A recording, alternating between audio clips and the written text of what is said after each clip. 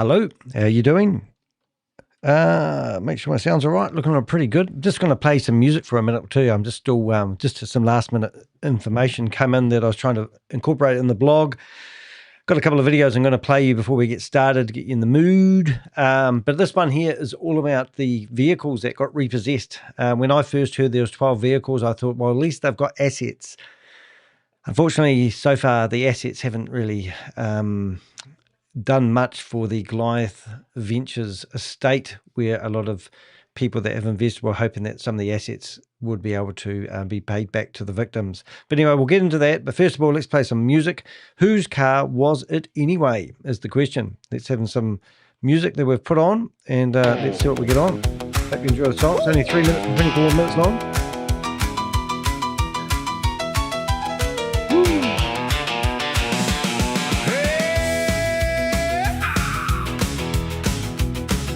He pulled up slow in a Rolls Royce Ghost, told the crowd I'm the one who makes the most. Lamborghini, Bentley, Cadillac too. Everybody thought that could be you. Private jets and designer clothes, luxury living everywhere he goes. Selfies taking dreams on display, but nobody stopped to ask that day, who signed the loan, who paid the bill, who owned the keys when the payment stood still. Whose car was it anyway? That's the question nobody asked that day. Chrome so bright, lifestyle on display, but who was making the payments anyway? Whose car was it anyway? The court files had a lot to say. Instagram's easy, reality's hard. Sometimes the lender owns a superstar.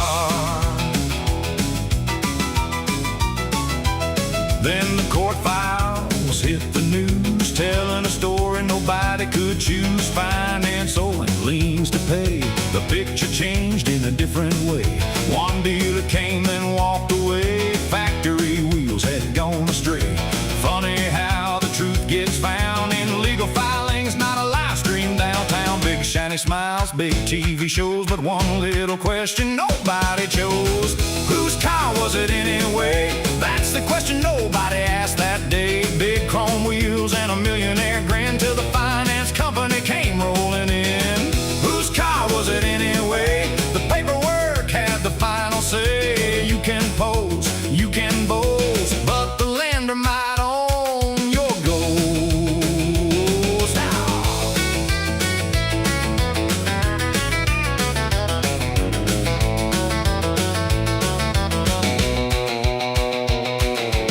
There's nothing wrong with financing a ride. Millions of honest people do it with pride. But don't sell a dream that's built on a loan and claim every badge and key is your own. 7 hours talking, not one finance line, just a luxury lifestyle, looking mighty fine.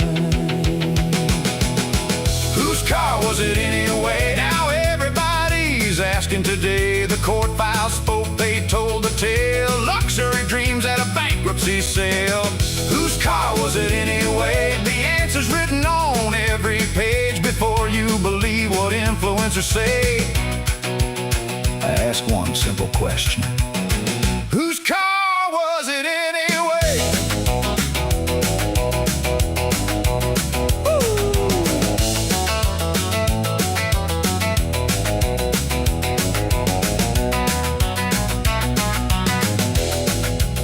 Whose car? Whose car was it anyway? So it's quite a fitting song, really, isn't it? Before we get started, a couple of announcements. If you do like our music, you can actually click on the music button on tehek.com. We're currently getting a denial server attack on my website, but thank goodness Google Project Shield looks after us. So that means when that happens, I just flick a switch. So if you do go to my website, you will actually see pages loading, which is a bit frustrating.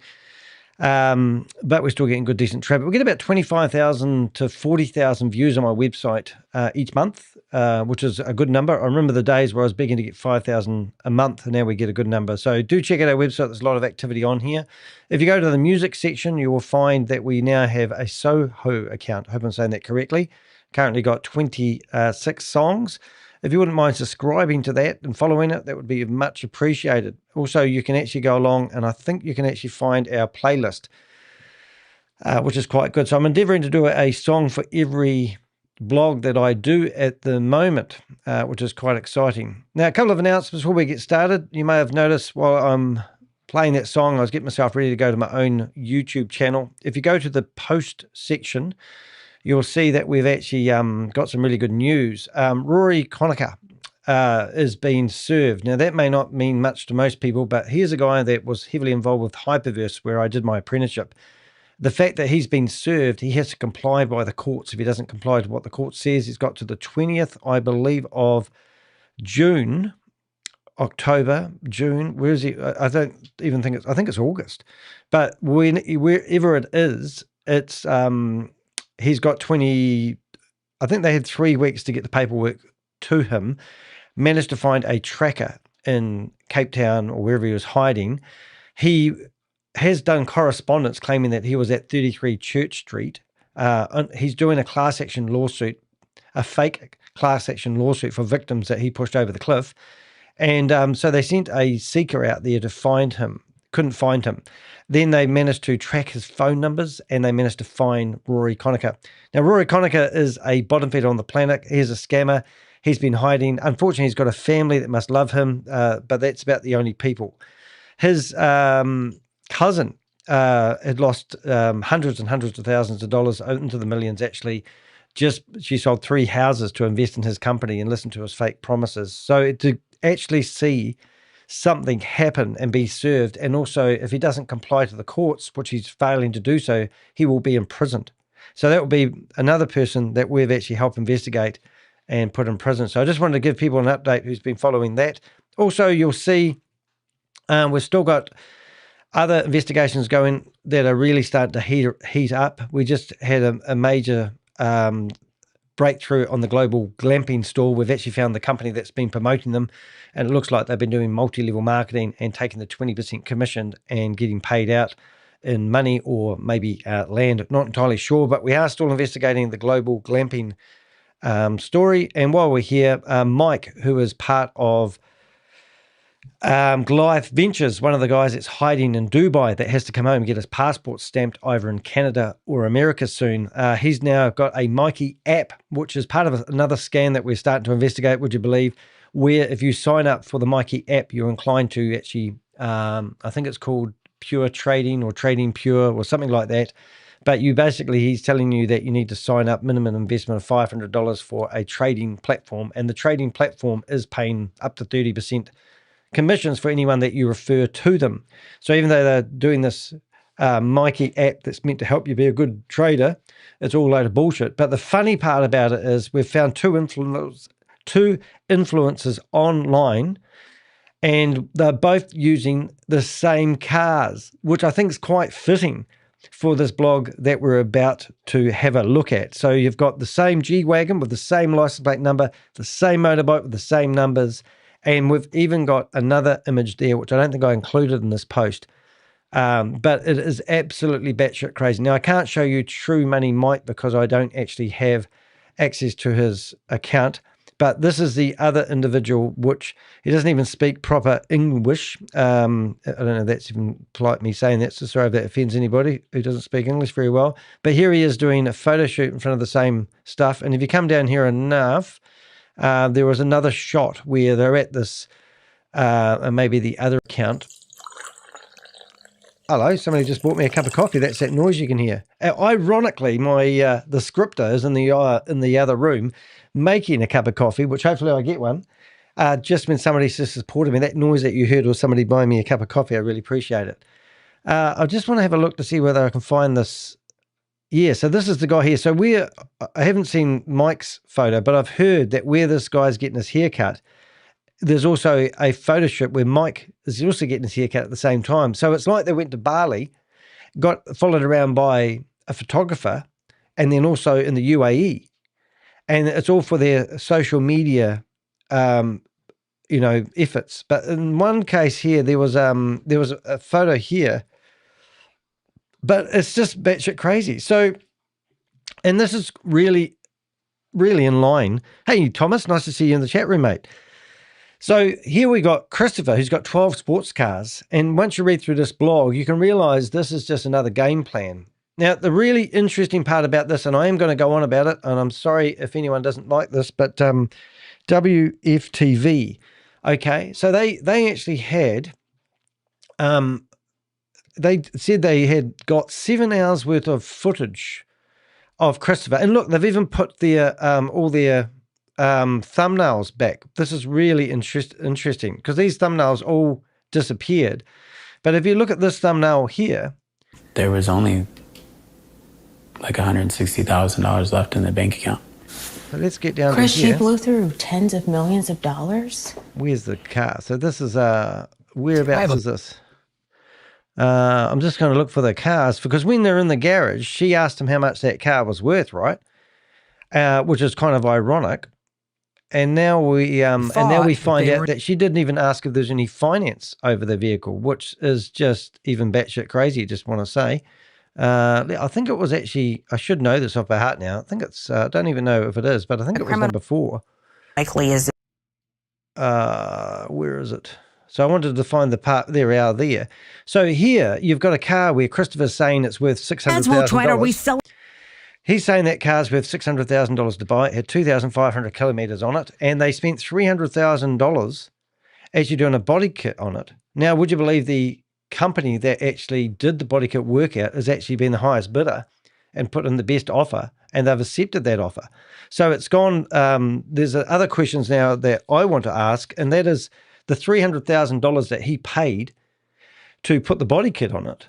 How did he pay for that would be really interesting to know. Now, we've emailed the company previously, and I'm going to read their email. Everyone's telling me that the guy, Joe, who works at Ultimate Auto, is a lovely guy and very helpful. But ironically, we sent him a right of reply or asking him whether he was still working on Christopher Delgado's cars. And he didn't reply to the email, but he did send me another message via another platform, which I can't remember, but I do have a copy of the reply. So does it seem a bit strange to you guys that there's a $600,000 Hurricane? I don't even know what they're called. So it's a yellow car, right? A yellow car that had to have a $300,000 body kit on it. So the yellow car was mortgaged up to the hills, and he's modifying the car. I've leased 10 vehicles in a row, right? Now I know that even when I wanted to change the type of tires I wore on that car, I weren't allowed to.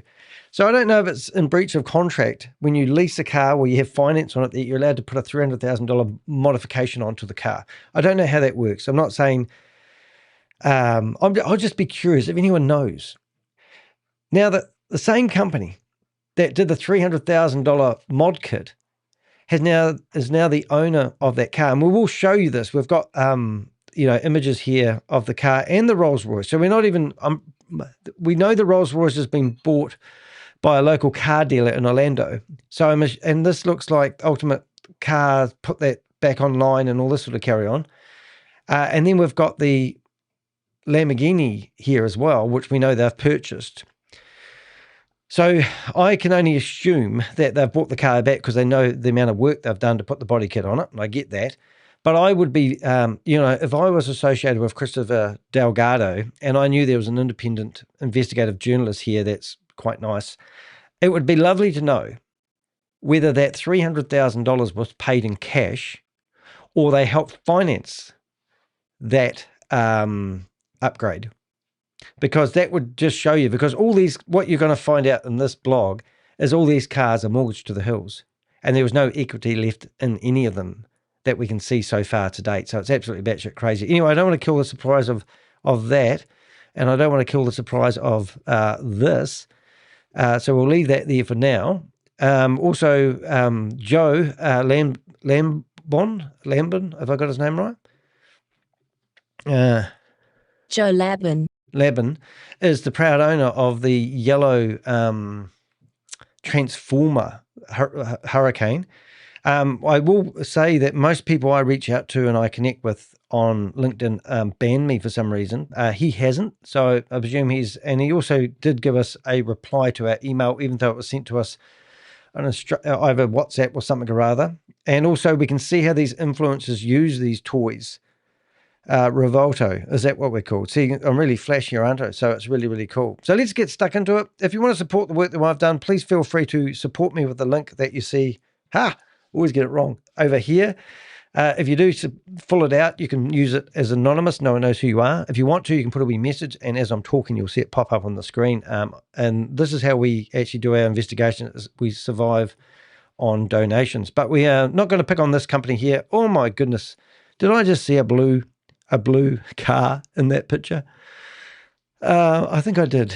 That's interesting. I don't know if you can post it. I just saw a blue car. Now, who's got a blue car? Well, had a blue car. There's another Hurricane, isn't it? Whose vehicles are these? Let's have a look. I'm pretty sure I just saw a blue car. I don't know many people that have blue Lamborghini Hurricanes. I'll be honest, guys. I'm absolutely over all these sports cars. I just think everyone that drives a Lamborghini or whatever, they've probably got it mortgaged up to the hill. And who really owns them? It just goes on and on. And we're all waiting to hear. People keep messaging me, what's the latest with Goliath? And I'm going, well, I don't know. I actually want to see that blue Hurricane again, to be honest. I'm just going to refresh that because I'm curious. And then we'll get into it. And I'll show you what we've found. Wheels. And I bet they might want to redo this video. And I've also noticed some other things too. People, Gary Rice, he's been editing his social media and removing Christopher off it. So we're just going to have a wee look at that as well. I don't know where that car's gone, but let's just not get distracted on that. So sorry, guys. I was trying to get myself in order before I did this. I'm just going to find Gary Rice. Let's go Gary Rice. So Gary Rice, let's see what we got here. Let's just get that off there for a second till I find Gary Rice, because I want to show you Gary Rice. If you don't know who Gary Rice is the videographer for Goliath Ventures, and he's still hanging around Tomo like the love from Brothers from Another Lover. But when you used to go to his Instagram, you used to find images of Goliath Ventures, Christopher. So here he's still got photos of Tomo, but I wouldn't have Tomo on here for much longer, just saying. So here's Tomo looking all executive and the like, and he's just the man about town at the moment. Meant to have lost a lot of weight at the moment. Maybe it's a bit of the stress here, Tomo. And there's, we all know whose car that is, don't we?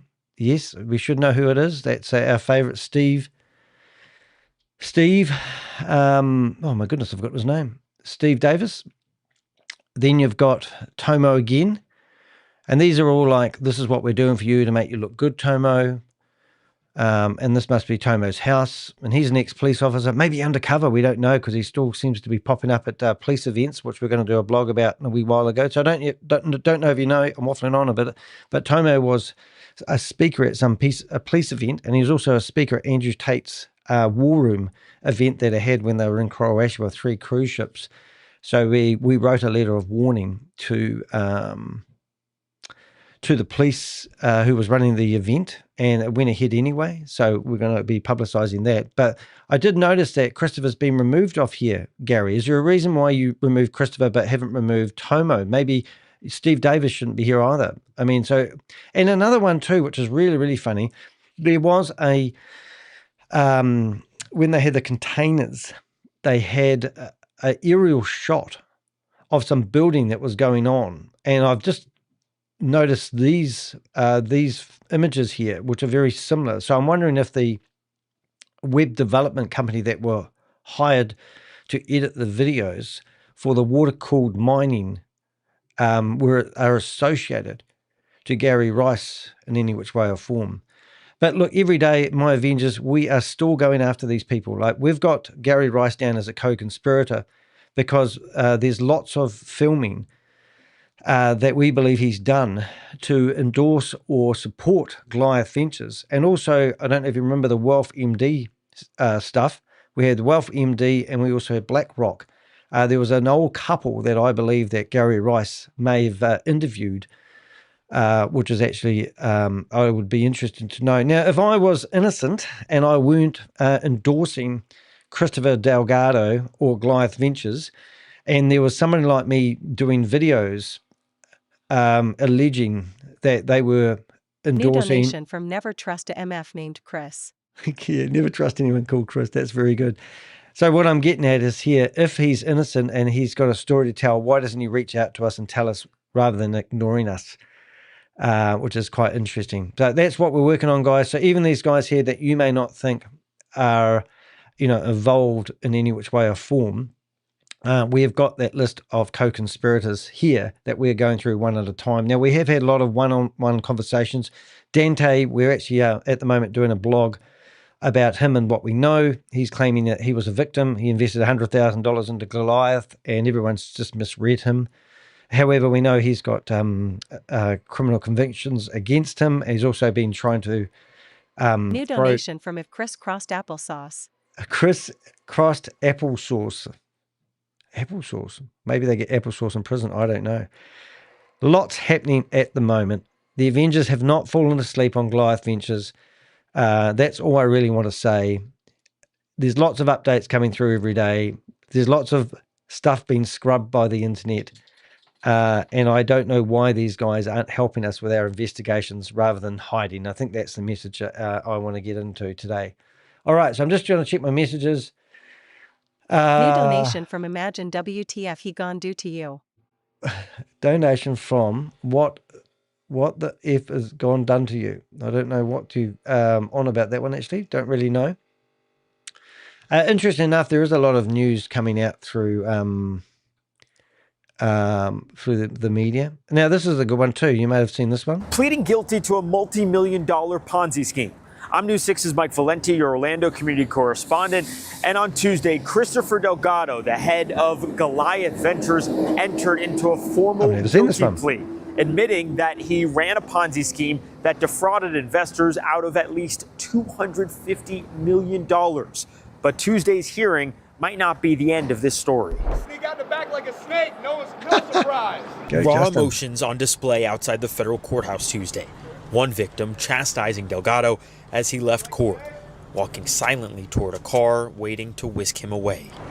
Today, only one person in this matter stood up and took responsibility for his actions. Give me a bucket. That was Mr. Delgado. Defense attorney Sean Schechter. We welcome the opportunity for the entire facts to come to light. The facts as they pertain to Delgado are laid out in a plea agreement with prosecutors. As the former head of Goliath Ventures, Delgado acknowledges that he and co-conspirators used investors' money to pay for, quote, luxury travel, events, vehicles, and other goods for their personal enrichment, and to lure in additional investors through a projected image of success. There are people in this community, including some who hold themselves out as pillars of the community, that profited from Goliath Ventures. As part of this plea agreement, Delgado has agreed to give up a lot of his assets, including the homes that are in his name. Well, homes like this one in Winter Park. You can actually see the seizure notice taped to his window. Oh, dramatic. Delgado also has to give up 4 units in this building in downtown Orlando, 189 South Orange Avenue. Then there's a slew of items of jewelry he has to forfeit. Well, Delgado also has to pay restitution to his victims, who prosecutors say may be as many as 1,600 people. One victim, who we're keeping anonymous, told me, quote, as victims, we stood in solidarity in person at the courthouse to represent all those who lost. Told me, quote, as victims, we stood in solidarity in person at the courthouse to represent all those who lost, are grieving, and will never be the same after the actions taken by the defendant and his co-conspirators. So far, Delgado is the only person who's been taken to court in connection with Goliath Ventures, and he'll be back in court for sentencing in October. He could face decades in prison. I'm your Orlando community correspondent, Mike Valenti, News 6. Well, good to see other news channels covering it, because it just shows you that I'm not the only investigator. Now, what did I look at here? I did see something else come in here. Now, there is a couple of other things which I will bring up because it's interesting. There's an individual which we've been tracking for quite a while, and we're just going to put his photo. And this is my preamble before I get started. But I'm just trying to actually get this right. Save this. Is it going to let me save it somewhere? Oh, my goodness. What are we trying to do, ladies and gentlemen? we would, anyone that's got information on certain individuals, Romy. Oh, well, let's see where that picture came from. Doesn't tell us. Interesting. Funny when you do that. Let's just get this picture on the screen. Sorry about this. It's not easy when you're doing it like this. Let's have a look. Oh, it's done it again. What is this? It's not working. Let's just go dump that on the screen. New Romy, donation from the Shimalevsky does anyone brothers are know rats. what's happening to him at the moment? Because apparently he's selling businesses in Orlando, gone AWOL. I've talked to him on the phone probably for an hour and a half. He's claiming that he just went to Mykonos with Chris on a joyride. And look, here's my coffee coming from the scripter. Thank you very much. Somebody bought me a coffee and it made a coffee noise at the same time he was making it. And I thought that was a coincidence. Excuse me, I just gave my coffee. So if you have any information on him, we would love to hear about it, especially as businesses for sale. That's how we do it, these guys. We do investigations on the fly. This is so funny with this influencer. He's even in the same car, a Rolls Royce, whatever this vehicle is. It's just funny. But anyway, if you've been following me for the last 15 minutes, you know what I'm talking about. We also found some historical videos. I got my focus on passion and empathy. Are 6 years old, where Christopher was being interviewed, and this would have been when he was at Goat Marketing, where he actually did $100,000 worth of work for Carl Moon. And then Carl Moon gave him a massive amount of cash to do some more marketing, which never eventuated, and he kept the cash, and he still owns Carl Moon. And we've also, I'm going to actually show you something that you won't, you may be surprised to see. And we're actually doing this because I want to find any leads. And we found a whole lot of photos that one of our Avengers actually has given us. And I'm going to ask you guys if you guys can actually identify any of these images or when they might have been taken. Because what we are trying to figure out, and we've already got some interesting information, but Carl, New donation from Fat Face Chris.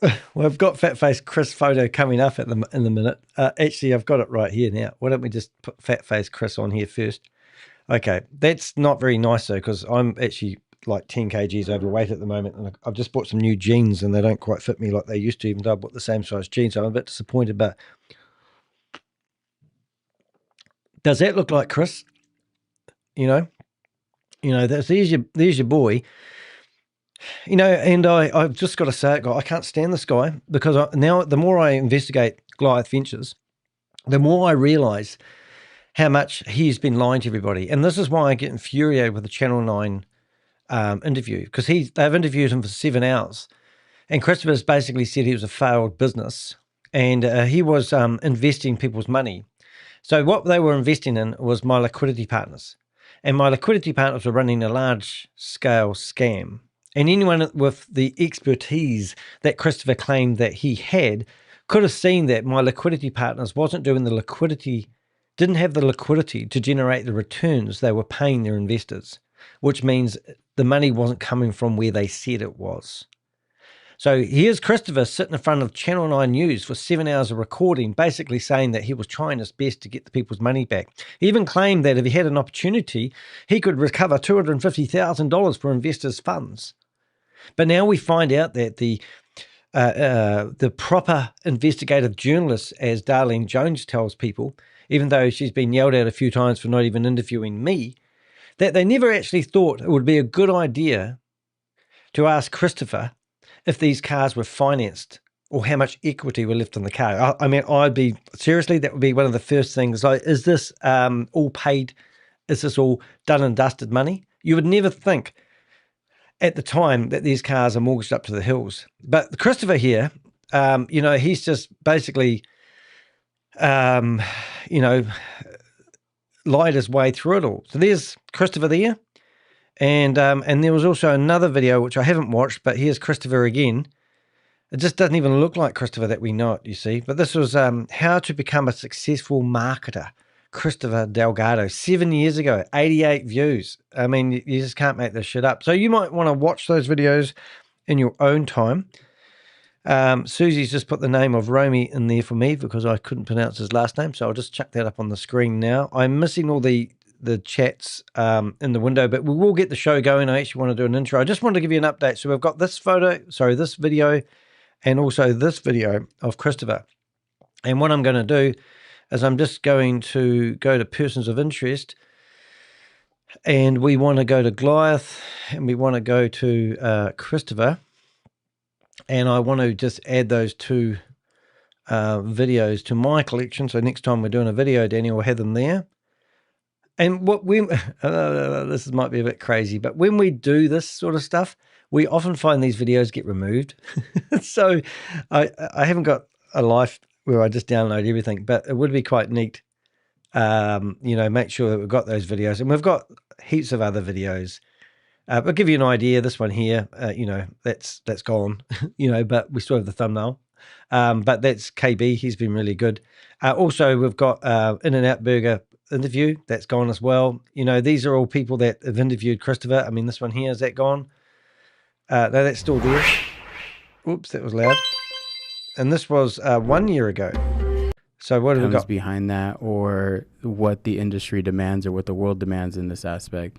When I started learning about... Imagine being there as Christopher, though, raving on about blockchain and how it all works when you don't really know nothing and you're just basically giving a Ponzi scheme your money to invest and hope they're going to pay you back. And here he is talking like he's a blockchain investor. 2008, the biggest frauds on the financial systems, especially in the States, are from the solid banks that we think that were solid banks in the US, and this is not happening with the cryptocurrency. Well, yeah, you have to see. That's incredible. Must watch that again. So here's a guy telling Christopher that banks are running the biggest fraud. In the meantime, Christopher right then a year ago is in the middle of an investigation that he's probably just starting to find out about, or knowing he's running a scam. And that's one other thing I don't know about, guys, but when he said the Bank of America account had $18 million in it, does that mean that we have $18 million worth of investors' funds secured? Anyone know anything about that? I think that would be really interesting, especially Susie, you'd know whether that's true, because if they seized $18 million worth of money, there is $18 million there. And I know that divided amongst 1,500 odd people, it's not much, but it's better than what I'm going to tell you in a few minutes about the cars. So let me just go through here. So we've got Chubby Chris there. We've got Christopher's doing some old videos when he was working for Goat Marketing. We've got Joseph here. We've got the Rolls Royce in his yard there. And we've also got clips. So I think we're pretty good to get started. And also we've got Gary Rice, which has also decided it'd be a good idea to remove Christopher from his social media, but he's still promoting, what do you call it? Oh, what am I trying to say? Tomo. So we have a bit of fun here. So this is the other one I just wanted to show you. We basically downloaded a whole lot of images. Well, we managed to get a whole lot of images by one of our Avenger who did a deep dive, went down a rabbit hole, and we found a lot of association with Carl Moon, my liquidity partners, and another opportunity that's still going today, which you'll see. And I'm just curious if people know about the connection here, because you've got Christopher sitting here with all the boys, all the co-conspirators that knew what Christopher was doing but decided to keep taking the money. And then we've got, lots of snapshots with, that's the guy that was running, what's his name? Verlin, is it? Verlin. He was running my liquidity partners. We've got Carl here helping us with our investigation, saying that he had nothing to do with them. And it just doesn't quite add up, if you know there. So medieval empires, which is still going today. And I don't know, but I assume that looks like Carl Moon in there talking all about it. There's just so much going on here. Even that one there was out of the newsletter, but you've got, Hunter, Alex. I believe that we're just scratching the surface. I'm hoping that we... so that's... I might be wrong, but I know that's Verlin. And also, so he was my liquidity partners, and here they are doing the opening of, they're in an event with medieval empires. I'm not explaining it very well, but I know when I put these images up, I normally get off here and I've got an email from somebody telling me something I didn't know. And that's what we're sort of hoping for. We're just hoping that you guys are helping us with our investigation. I mean, all these people and these individuals that are associated, they know a lot about what's going on, but they don't realize that their intel is really, really valuable. So that's all I really wanted to show you today before I got started. Hope that was helpful. And now I'm going to flip into this, read some of the messages here. And I can't think of anything else I had to tell you. My court case that I had, my family court case that I had on Friday went extremely well. I've now got control of my mother's estate, which is very, very nice. And not because of the money, but because we can now start doing something constructive and we're not held to ransom for a family member that had far too much control. Anyway, I had to go to courts. I did the whole court case. We've been preparing it for the last probably 5 months. I used ChatGPT for every step along the way. Still got some more paperwork to do, but if you ever get yourself in a bit of a bind, you can actually use ChatGPT to help prepare all the court documents, which is really, really cool. So from Friday, I had a court case most of the afternoon, and then I had to find somebody to look after Pixel, and then I went to Auckland for a family event, which is 1,100 kilometres away. Spent 36 hours in Auckland. It rained like I've never seen before for a long time. And then on the way back, to not be a hassle for the family, I said I'd make my own way to the airport. Got myself on 3 trains actually, because one of the trains went to the wrong destination. And then I'm sitting at the end of the line thinking, I'm going to miss my flight. And I was the last person on the plane. Haven't done that for a while, but it gave me a bit of a heart attack. Then I come home, I was starving, cooked myself dinner, rushed back to the airport, pick up the rest of the family, bring them back here. And then I was juggling events this morning because I had to help a friend with take a screen down and put up a new one in his work. Mad Dog, if you know him. He's one of our Avengers. And then I thought, I want to do this live because there's a few updates that have been happening. And that's why I'm doing a bit of preamble. So the first 36 minutes of this will disappear when I publish the real story. But if there is any updates, there's lots and lots coming into my office at the moment. And what the Avengers are actually trying to do is we want to form a organization called Avenger Anti-Fraud Alliance, otherwise known as AAA.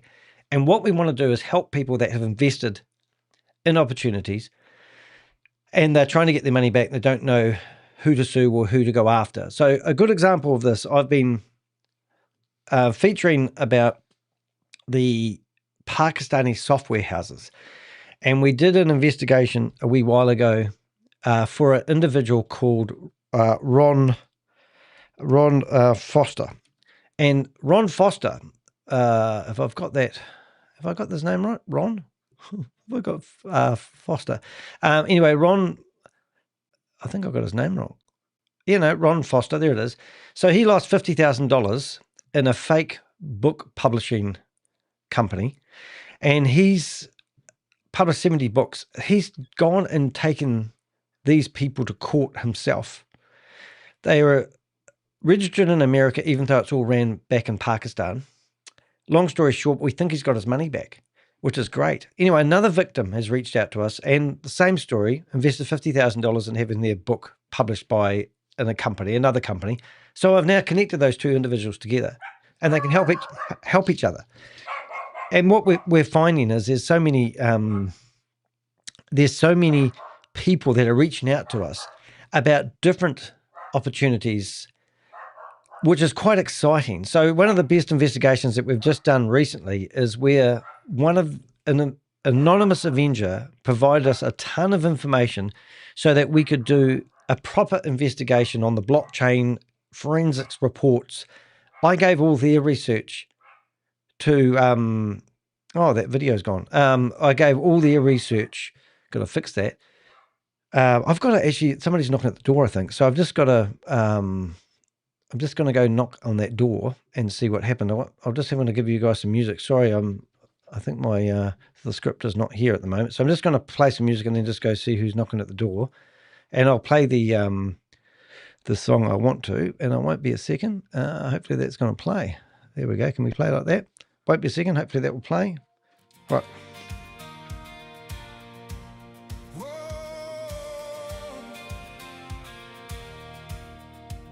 It always starts with a promise, financial freedom, passive income, the better life.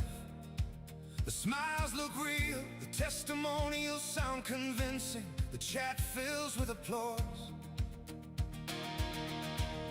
But behind the screens, behind the webinars, behind the fake success stories, another family loses everything, a retirement disappears,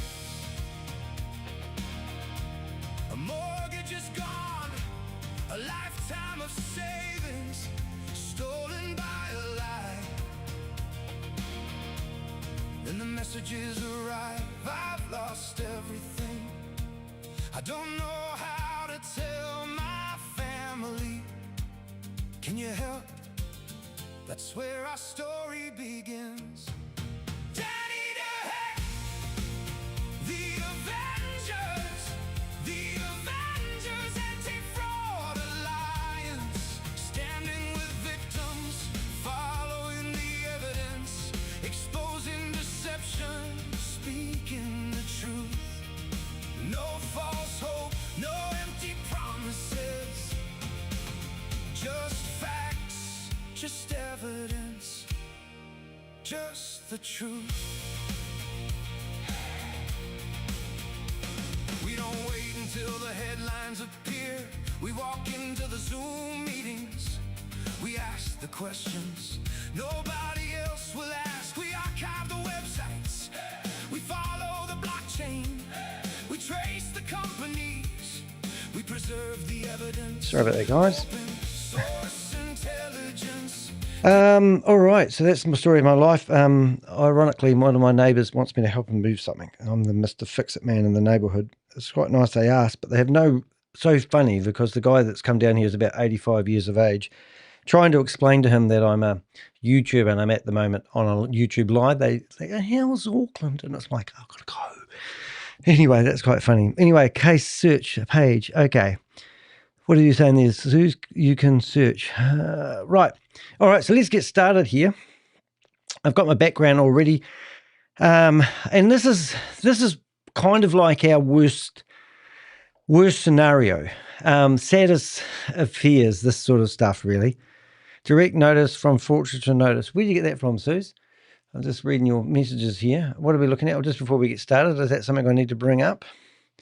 Just have a wee look. She might be... Suze is often working in the chat room trying to help people who are asking questions. So if you've got any questions, do chuck them in there. Case number. Now, I did book my flights and I was coming to America on the 8th of October. The night after I booked my flights, you changed the date. I don't know what I'm looking at here. Is this important? Do I need to read this? Or is this something else following the courts? Is this forfeiture?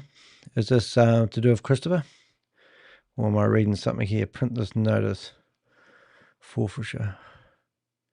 Ah, right. So I think if you're going to put in notice who given it back to the courts, United States District.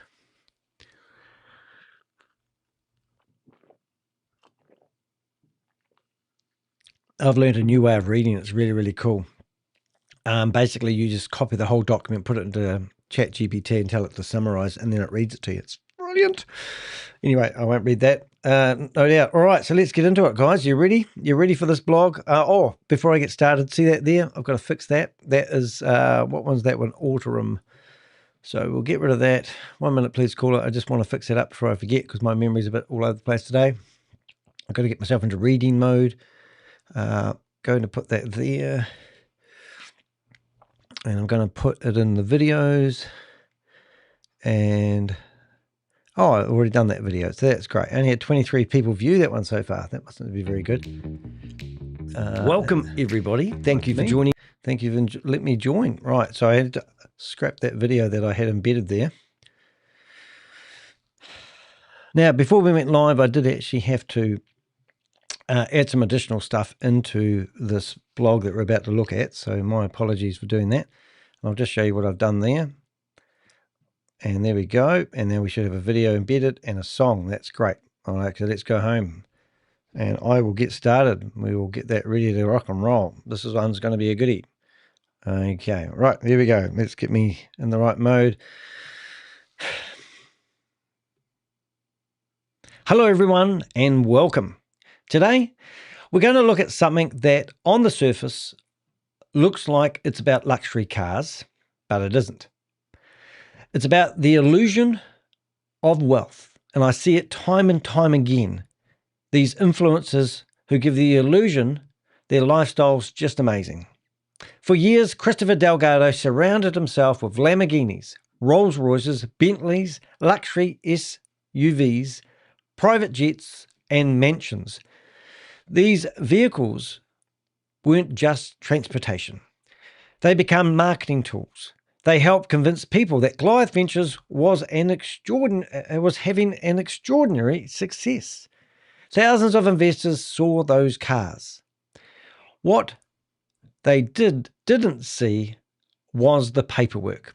After Christopher Delgado was arrested, WFTV investigative reporter Darlene Jones interviewed him for around about 7 hours, going by what she said, why they had 7 hours worth of footage across multiple interviews. They talked about the cars. They talked about the lifestyle. They talked about the business. But as I watched every minute of those interviews, and you know I did, one question keeps coming to mind. Who actually owned the cars? Were they owned outright? Were they leased? How much finance was still owing? How much equity was left? Because that's the difference between looking wealthy and being wealthy. When I went to buy my first leased car, now that's not quite right, I walked in and I remember paying $14,000 for a car, having it for 12 months and selling it for $7,500. And then I walked into a showroom floor and they had this beautiful V8 car sitting on the lot. And I said to the guy, can I take it for a drive? And he looked me up and down like, you can't afford this, laddie. Anyway, took it for a drive. And when I come back, I said, that is awesome. I said, how much would it cost to lease that vehicle?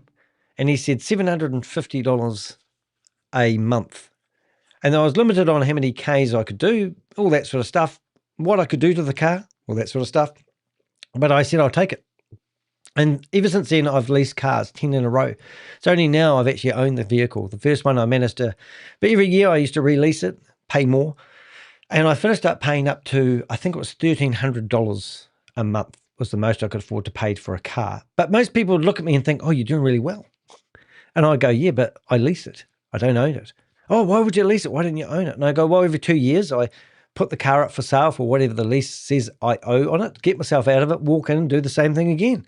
Easy peasy. But that's what these wealthy people are doing with these massive $700,000 cars. They're leasing them and they're just making the payments. Ridiculous. Now, to be fair to television journalism, who the real journalists are, and long-form investigative journalism are two very different things. A television interview is limited to the time and different priorities. I've had the advantage of spending months following the story, reviewing thousands of pages of court filings, bankrupt records, forfeiture documents, and criminal proceedings. So, you know, like I've criticised a lot of mainstream media quite a lot because they don't know what we know, and I have to remember that. We've been in the trenches looking at every co-conspirator involved in Christopher Delgado's, lifestyle surrounds. Yeah, we've been following these guys for months, well, since the 1st of September. So because of that, we can tell the real story and we can know the truth. So we can see when Christopher was on WFTV, we could see that he was controlling the narrative. We knew the truth. We knew the people he was associated with. We knew what's been happening since he's pleaded guilty to running a $328 million Ponzi scheme. We can also see the wealth that his co-conspirators are still trying to show. And I'll show you some clips of one individual, Mike, in Dubai, who's literally using borrowed vehicles to give the illusion that he's doing well. So what he learned from Goliath Ventures, he's now trying to do in his own lifestyle marketing to get himself in business to look like he's a raving success. When I started reading the federal forfeiture documents, I discovered that some of the most expensive vehicles in Goliath's fleets produced almost nothing since the finance companies, produced almost nothing once the finance companies were paid. That really did actually make, it was horrible to, I'm just going to finish the rest of my coffee.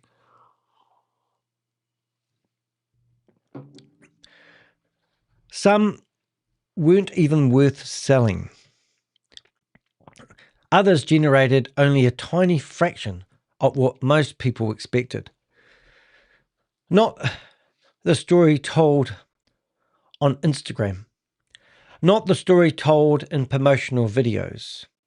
The story told by federal court documents was the real story. So grab your coffee. Support me if you may by using the, nearly got it right, that thing there. Support me in the work that we do with the Avengers, because we do all our research. We don't get enough money from our YouTube dollars as most people think. Most people think I'm making millions of dollars. I'm normally making that from $1 to maybe, I have made $400 in one video once, but the average is around about $3 or $4 per video I do, if you're thinking I'm making money. So the donations is how we support the work that we do, and it's much appreciated. So grab a coffee, settle in, and let's follow the money, because once you understand who really owns the cars, you'll never look at another lifestyle in quite the same way again. So if you follow what I'm saying there, so we've produced a blog, we've gone through the court filings, and it's absolutely gutting. We've even produced a song about this one, and if you push play, you'll be able to watch me in real time. Whose car was it anyway? Let's get into it. If you've got any comments or any information that will help us with our research, it would be awesome. And I know I've sort of given a bit of, I'm filming this live, and I know I've already explained a few things to a few investors, but I really want, there's a couple of extra things here. I want to sort of give you a bit of a background. So some of the crazy thing that's happened, we just discovered a couple of videos here of Christopher 7 years ago when he was doing, well, this one was a year ago. And in here, Christopher's explaining to this guy about how corrupt banks are. From the solid banks that we think that were solid banks in the US, and this is not happening with the cryptocurrency. Well, yeah, you have to see that, like the fall of Lehman Brothers. It's got the gain up too high, but here's Christopher at that time got 30 bank accounts, and he's trying to shuffle money between one bank and another to keep the illusion alive. And here he has been interviewed by somebody claiming that the banks are corrupt. And we did manage to seize one bank account with Bank of America and had $18 million in it. It's kind of ironic that Christopher's living a lie right there. That wasn't reported, was it? And then we showed you some other videos that's got removed. We just briefly had a look at Gary Rice. We talked about how he's still got images up here, how he's filming for his buddy Tomo. And I did also notice that Gary actually used to be a policeman, a fireman, which was interesting. So there's the connection there. All those firemen.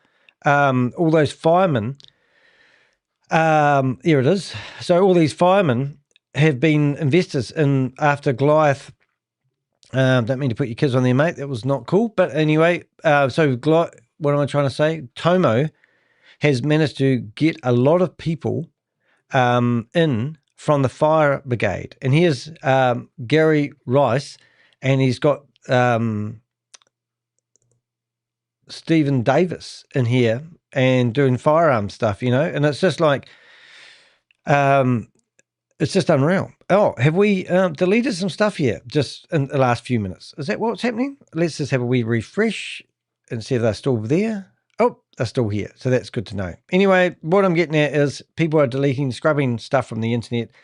We're going to get into that in a few minutes.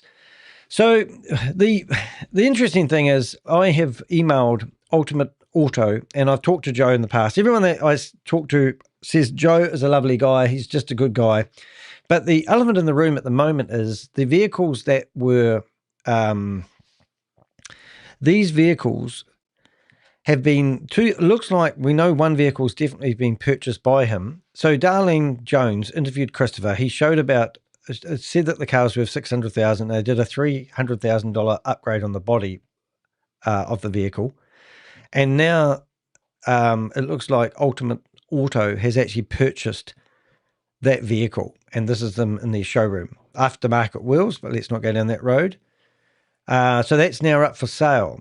But what would be really interesting to myself and the Avengers, we would love to know the $300,000 that Christopher paid to do the mods on this vehicle, how he went about paying for that $300,000. Did he just give you $300,000, or did he finance the $300,000?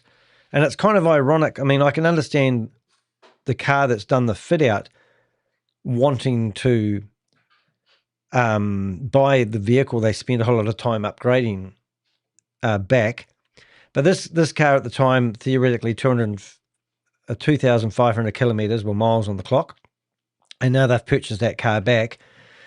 But I would, if you really want to help with our investigation, if anyone knows, how did Christopher pay for the $300,000 worth of upgrades on that vehicle? And the other one that we see also is the Rolls-Royce. The Rolls-Royce that I don't know if this is the right Rolls-Royce. I'm not a Rolls-Royce freak. I think the Ghost had new wheels put on it. And because of that, one of the deals from somebody who was going to buy it from the receivers fell through. I'm not sure if it's this vehicle. I don't know whether these are factory wheels or aftermarket wheels. But here's a Rolls-Royce with the stars on the ceiling. And this one here is also in Ultimate Auto's yard. Now, I don't know whether they bought it. We know one of these Rolls-Royces was actually bought by a local dealer. He may have gone in there to get it detailed. I don't know. But anyway, if we have any intel on these, it would be very good to know. Joseph Lemon, he's been very helpful. Normally when I add people to ask to connect to them via LinkedIn, when I hit refresh, normally they block me. But this guy hasn't blocked me. So I'm not insinuating he's doing any wrongdoing at all. So just to be clear. But when we realized that they were dealing with Christopher Delgado, we reached out to him on the 16th of December. So what I would be interested to know is whether Christopher had any car detailing done after the 16th of September 2025. So I'm going to read the email that we sent Joe, and I'm going to give you a copy of the response we got from him as well. Hi, Joe. My name is Danny DeHeck. I'm an investigative journalist currently conducting an in-depth investigation into Chris Delgado and Goliath Ventures Incorporated. Through multiple sources and investor documents, I've uncovered a troubling pattern of red flags suggesting that Goliath Ventures is operating as a Ponzi scheme, promising guaranteed monthly returns, citing non-existent audits, and making unverifiable claims about custodial banking relationships. These concerns have already drawn the attention of whistleblowers and regulatory bodies. Your name has come up in connection with Delgado, specifically regarding upgrades and custom work on his Rolls-Royce and Lamborghini vehicles. This is important because Delgado's lavish spending on luxury goods is central to the story I am reporting. He showcases wealth and assets as proof of legitimacy, when in fact many believe he is spending investor money rather than profits from legitimate business operations. I'd like to give you the opportunity to clarify your position before publication. Specifically, Yeah, so that's what we did. Have you been paid in full for the upgrades you provided? And if so, what was the method of payment? Wire, crypto, cash? Have you been offered future contracts, incentives, or partnership arrangements tied to Goliath Ventures? Are you aware of others in your network who have been approached by Delgado, or who may have invested with him? Do you understand that if Delgado's assets were purchased with investor funds, they may be subject to seizure or clawback in the event of regulatory action or bankruptcy? This is not an accusation against you, but given what I now know, I want you to appreciate the seriousness of the person you are dealing with. If Delgado's operation collapses, unpaid invoices and repossessions are a very real risk. If you have information, you have the opportunity to become a protected whistleblower. Anything you share can be kept anonymous unless you choose otherwise. If you prefer your comments to be published, please mark them for attribution. Yeah, so no, we didn't get any right to reply, but I don't like we get ghosted after one email. So we didn't get an email response, but we did get a response on some other social media. And I don't remember actually how it came in, and I'd have to do a bit of a dive to find it. So I've got, hello, Mr. DeHeck. My name is Joe Lambin, and I'm the owner of Ultimate Auto. Mr. Delgado is a new client with Ultimate. Below are the answers to some of your questions. Please keep this information confidential and anonymous. Well, I'm sorry. I don't think it matters now that Christopher's pleaded guilty. All work had been paid for. So all work has been paid via money, wire, or credit card. How about that? So that's interesting. No offers of contracts, no offers or incentives, partnerships. So he didn't offer him a backhanded deal. I can offer you an investment opportunity or anything like that. And we are not personally aware of any investors. So I'm sorry, but that to me is fine. But if you know whether these guys, like, do all the Goliath boys get their vehicles serviced or maintained there? I don't know, because he's saying no offers of contracts, incentives, or partnerships have been made. Fair enough. We are not personally aware of any investors. So at the time, 18th of September, no one really knew this was a scam because we'd been investigating it for 18 days. We will proceed with caution with his client, with this client, if any future business dealings occur. Thank you. So that was pretty awesome. So I said, thanks again for your openness and your last message. It really helps separate who is directly involved and who is simply doing regular business. And I have no reason to believe he wasn't doing regular business, even though it is a bit of convenience that they bought that car back. And I'm not saying there's any wrongdoing whatsoever. It's just business, isn't it? Or is it? I don't know. You make your own decision or accusations if you want. I have no idea. Thanks again. Okay, and then I've got, as part of this investigation, I'm trying to build a clear picture of who Mr. Delgado is spending investors' money.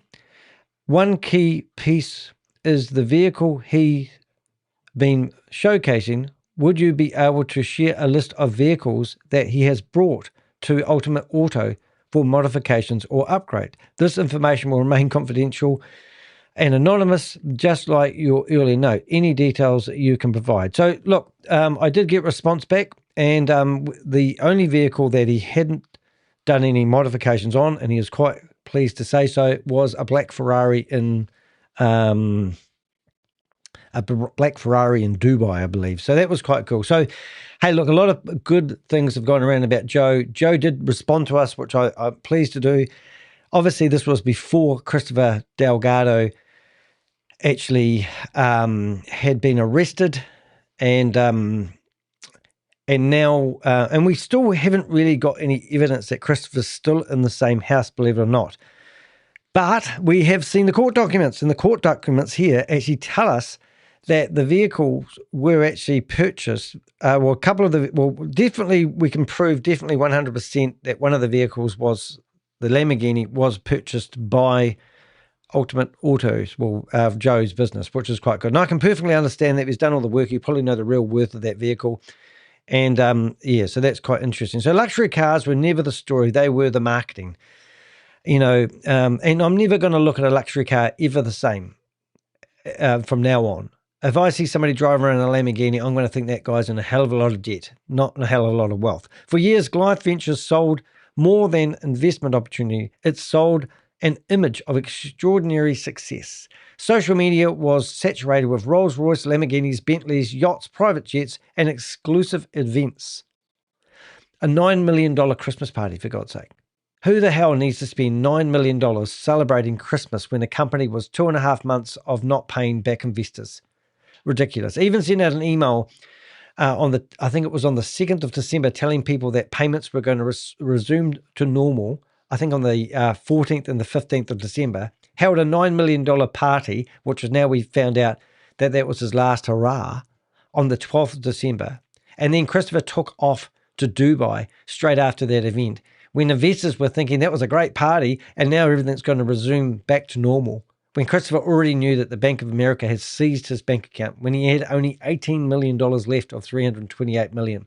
And now we realize that there's debt in this company as well. And that's why the receivers have come out and now said they believe that's a $400 million Ponzi scheme. We knew that airlines were owed one account. We had one airline that was owed $723,000 for unpaid flights.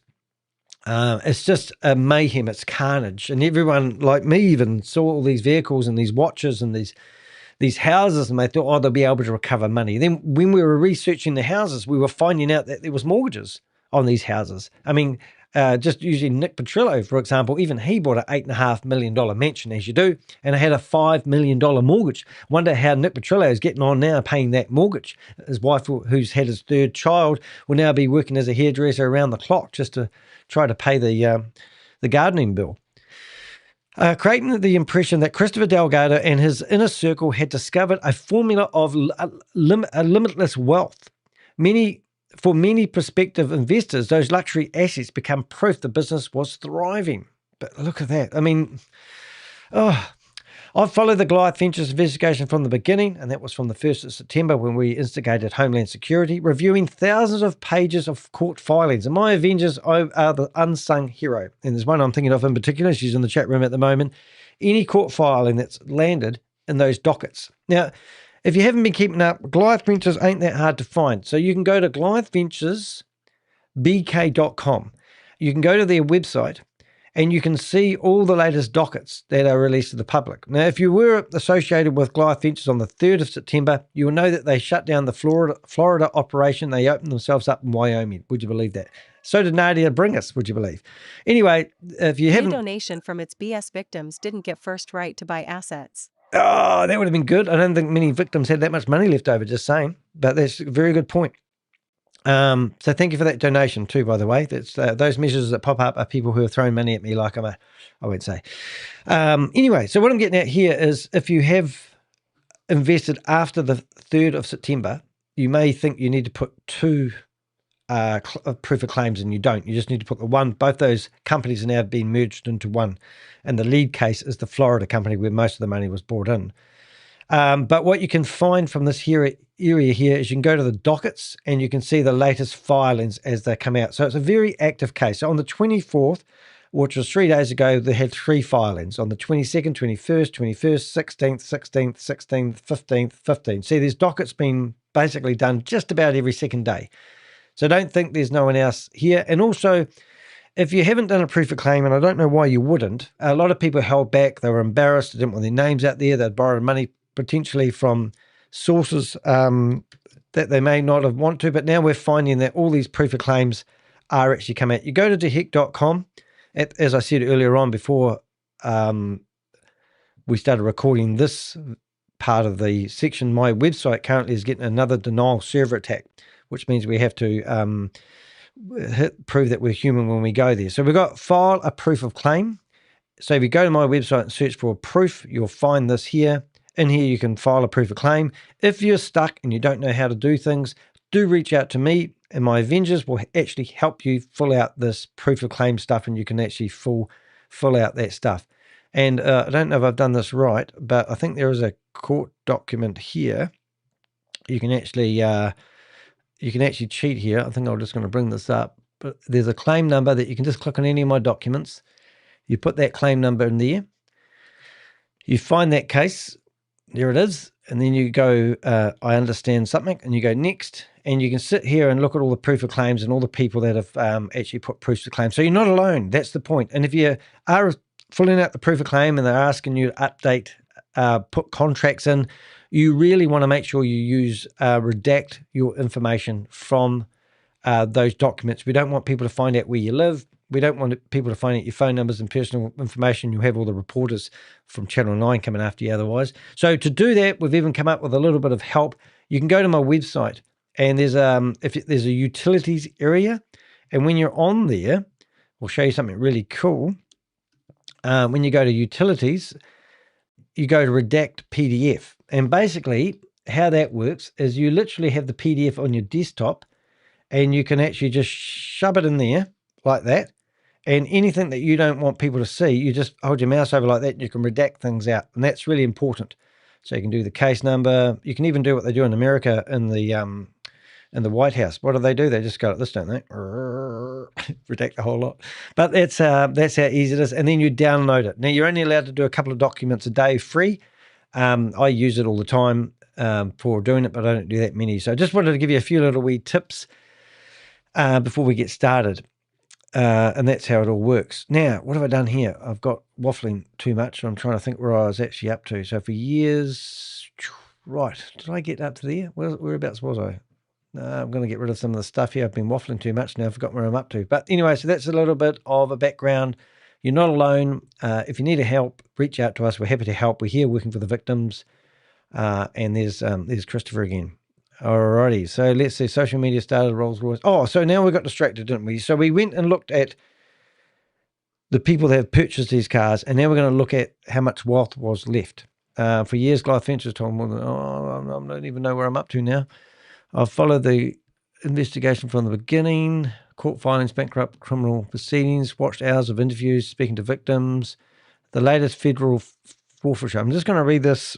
The latest federal forfeiture filings pull back the curtain on what happened after the illusion collapsed. They reveal what became of the luxury vehicles that helped sell the dream and, more importantly, expose the financial reality behind them. Far from representing unlimited wealth, many of these assets were heavily financed, carried little recoverable equity and, in some cases, generated almost nothing once the lenders had been paid. It's a powerful reminder that the appearance of success can be manufactured, while the underlying financial position tells a very different story. Yeah, I mean, I think that's the part that hurts me the most, is these scoundrels will actually give you the illusion they're rich, but no one questions the fact. I mean, you don't walk up to a guy driving down the road in a Rolls Royce and ask him how he managed to finance his vehicle. But you do in your head have a sort of a concept where you're actually thinking that these guys are wealthy. So Christopher said in his Channel 9 News interview that he never did any lifestyle marketing photos. So I thought these images that you see here on the left are actually done by Gary Rice, and these are the images that Gary Rice has now deleted from his Instagram account that we've managed to nab, obviously. And this is how ridiculous it is. So, it's really is just absolutely batshit crazy. Anyway, when Goliath Ventures began attracting investors, it was simply selling the promise of monthly returns. When Goliath Ventures began attracting investors, it wasn't simply telling the promise of monthly returns. It was selling a lifestyle that appeared to validate those returns. So oozing wealth. I mean, can you imagine realizing that Christopher's getting out of that plane where he owes that airline $723,000. He's sitting on a Rolls Royce that is mortgaged to the hills, where you're going to find out how much money they got back from this Rolls Royce. So the next time you see an influencer, they've even started up a new thing where you can go to university and learn how to be an influencer, for God's sake. What's the world coming to? Did anyone see that in the paper? I'm just going to see if I can actually find that. But there was a new press release which is showing you that you can actually go to university now and learn to be an influencer. I think it was one of my Avengers chats. I need a central place. Oh, yeah, here it is here. So I'll just get this here. So this is how, what is the world coming to? We're going to have a university that teaches people, Fox News Flash, you can now go to college and become an influencer. Arizona State University is the first in the country to offer a degree specifically designed for content creators or influencers. The major offers courses such as social media foundations, on-camera presence, videography, and podcasting. For goodness me. Young Voices, I don't even know that name is, called the new content creation major, a tremendous waste of resource on Fox Friends. Oh, I see, a tremendous waste of resources. Oh, that's great. Somebody's actually doing it. So I don't know anything about it, but isn't that batshit crazy? That, like you've got people, I'm just thinking of Money Mike, One thing I did show people before we went live, which I'll do again because I just can't help myself, is we've got Mike, one of the Goliath's co-conspirators, who's currently living in Dubai, and we've heard recordings where he's not happy with his lifestyle. Basically, his life is shit, and he's trying to become somebody famous. Anyway, I was investigating another crypto influencer, and I couldn't believe what I found. And here it is on the left. We've got True Money Mike, which is, you'll figure out his name in a while. And then I've got iKing Booty. I don't even know. At first, I thought I was seeing just had similar taste. So when I first saw this clip, and I thought they had similar taste, but I didn't really. Then I started zooming in. The same BMW sports bike, 02, number plate, and identical graphics. The same red G-Wagon, Dubai registration license plate, and they're even getting haircuts at the same place. And trips to Bali together where they're learning how to scam, I believe. Nearly identical crypto millionaires lifestyle content. So you go to True Money Mike, which I can't go to because Mike doesn't love me anymore, apparently. It's not available to Danny. But then if I go to this guy, I've emailed him, messaged him, you'll see that he's got the same vehicles that Mike has got. He's even driving around the same cars. And as I said, he's getting the same haircuts. So it's batshit crazy. So here's Mike. I think I actually have to show you now. I've gone this far. I didn't come this far just to come this far. Whereas not that one. Let's just go back. It must be, I think it's that one. Hopefully we've got the right one. Otherwise I'm going to be wasting some more of your time. But there's a photo of them. He's outside his garage. Either the flatmates, I don't know. There it is. So look at this. So here he is on his scooter. And it's not, I've got a better scooter than that, mate. So you mustn't be doing that well. Why don't you just get the best? You've got money's no problem. But you've got all these cars. So that's a Rolls Royce in the garage. And then you've got the, was it G-Wagon? Whatever it's called. I don't even know what they are. But anyway, the vehicle. And then if you have a look at back here, you can see you've got Mike in the same garage with the Mike outside. So he's two different influences. And now we've got universities teaching people how to lie on camera to make it look like, well, I presume they're not going to teach you how to lie on camera. Well, I hope not. But isn't that just absolutely batshit crazy? Two different influencers, same vehicles, claiming they were wealthy, and now the university is going to teach people how to do it. That is just absolutely crazy. Anyway, so we've got, for many prospective investors, these were not just displays of wealth. They were presented as proof. Christopher Delgado became the public face of that image. Across social media, he regularly appeared alongside Rolls Royces, Lamborghinis, Bentleys, and other high-end vehicles, often surrounded by successful entrepreneurs. Now, I didn't actually write this word for word. I used AI to help write a lot of stuff. And I would not say successful entrepreneurs because I do not know anyone that was actually a successful entrepreneur that stood alongside Christopher and his merry men, because they all have the illusion of wealth and now they're all running for the hills. Most of them are trying to start up their own businesses. I just showed you Mike. He's trying to sell this Mikey AI app, and the Mikey AI app is to give you tips about how wonderful he's done as a trader. And we know from people, Avengers, who provide us information that he knows nothing about crypto trading, and he was broke as a fart in a jam jar when he first went to Orlando and met Christopher Delgado. So Mike has not ever made any successful money from crypto trading, but now he's claiming he's got a bot where if you sign up for his bot, he's going to give you his trading secrets. Well, if you go to the other influencer I showed you in the pictures, he's selling the same bot. And then we find out that the bot is all about you signing up for a trading platform which pays 30% commission for anyone that you push over the cliff. So if you go and put $500 down on this trading platform where he's telling you you should go trade and you'll learn how to trade, the scam is that the trading platform, which we're going to do an investigation on, is paying out 30% to influencers who push them their way. So that's the scam, but you wouldn't know that. But anyway, when I say, these guys are claiming to be successful entrepreneurs, I mean, let's just go through a few. Steve Davis, well, he spent $50,000 worth of Goliath money that he made and trying to start up a company called choice-press.com.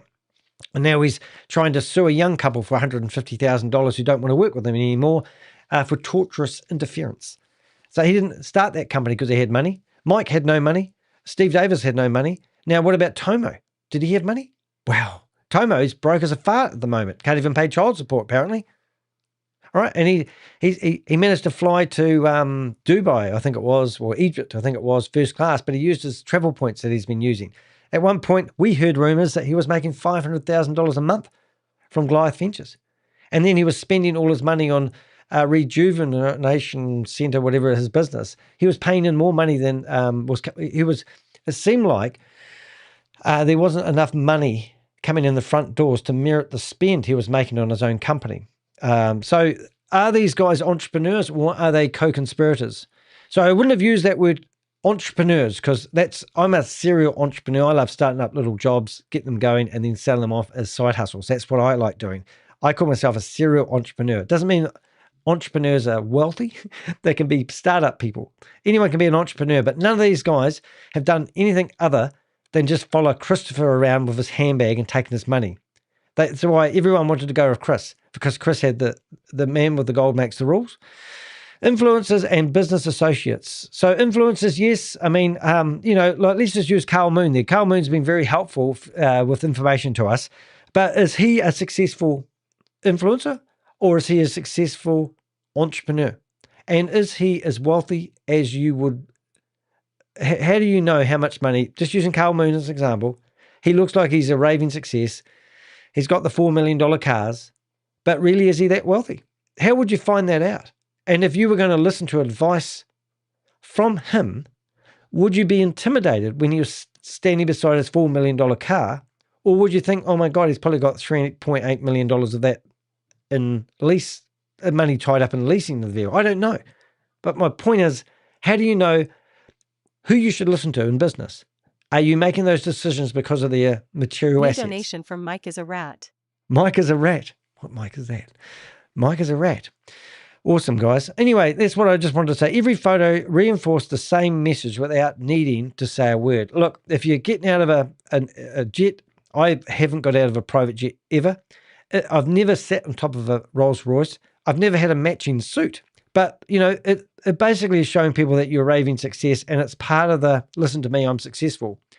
Success was visible. Wealth looked effortless. Opportunities appeared real. It's a marketing strategy. I've countered it repeatedly while investigating investment frauds.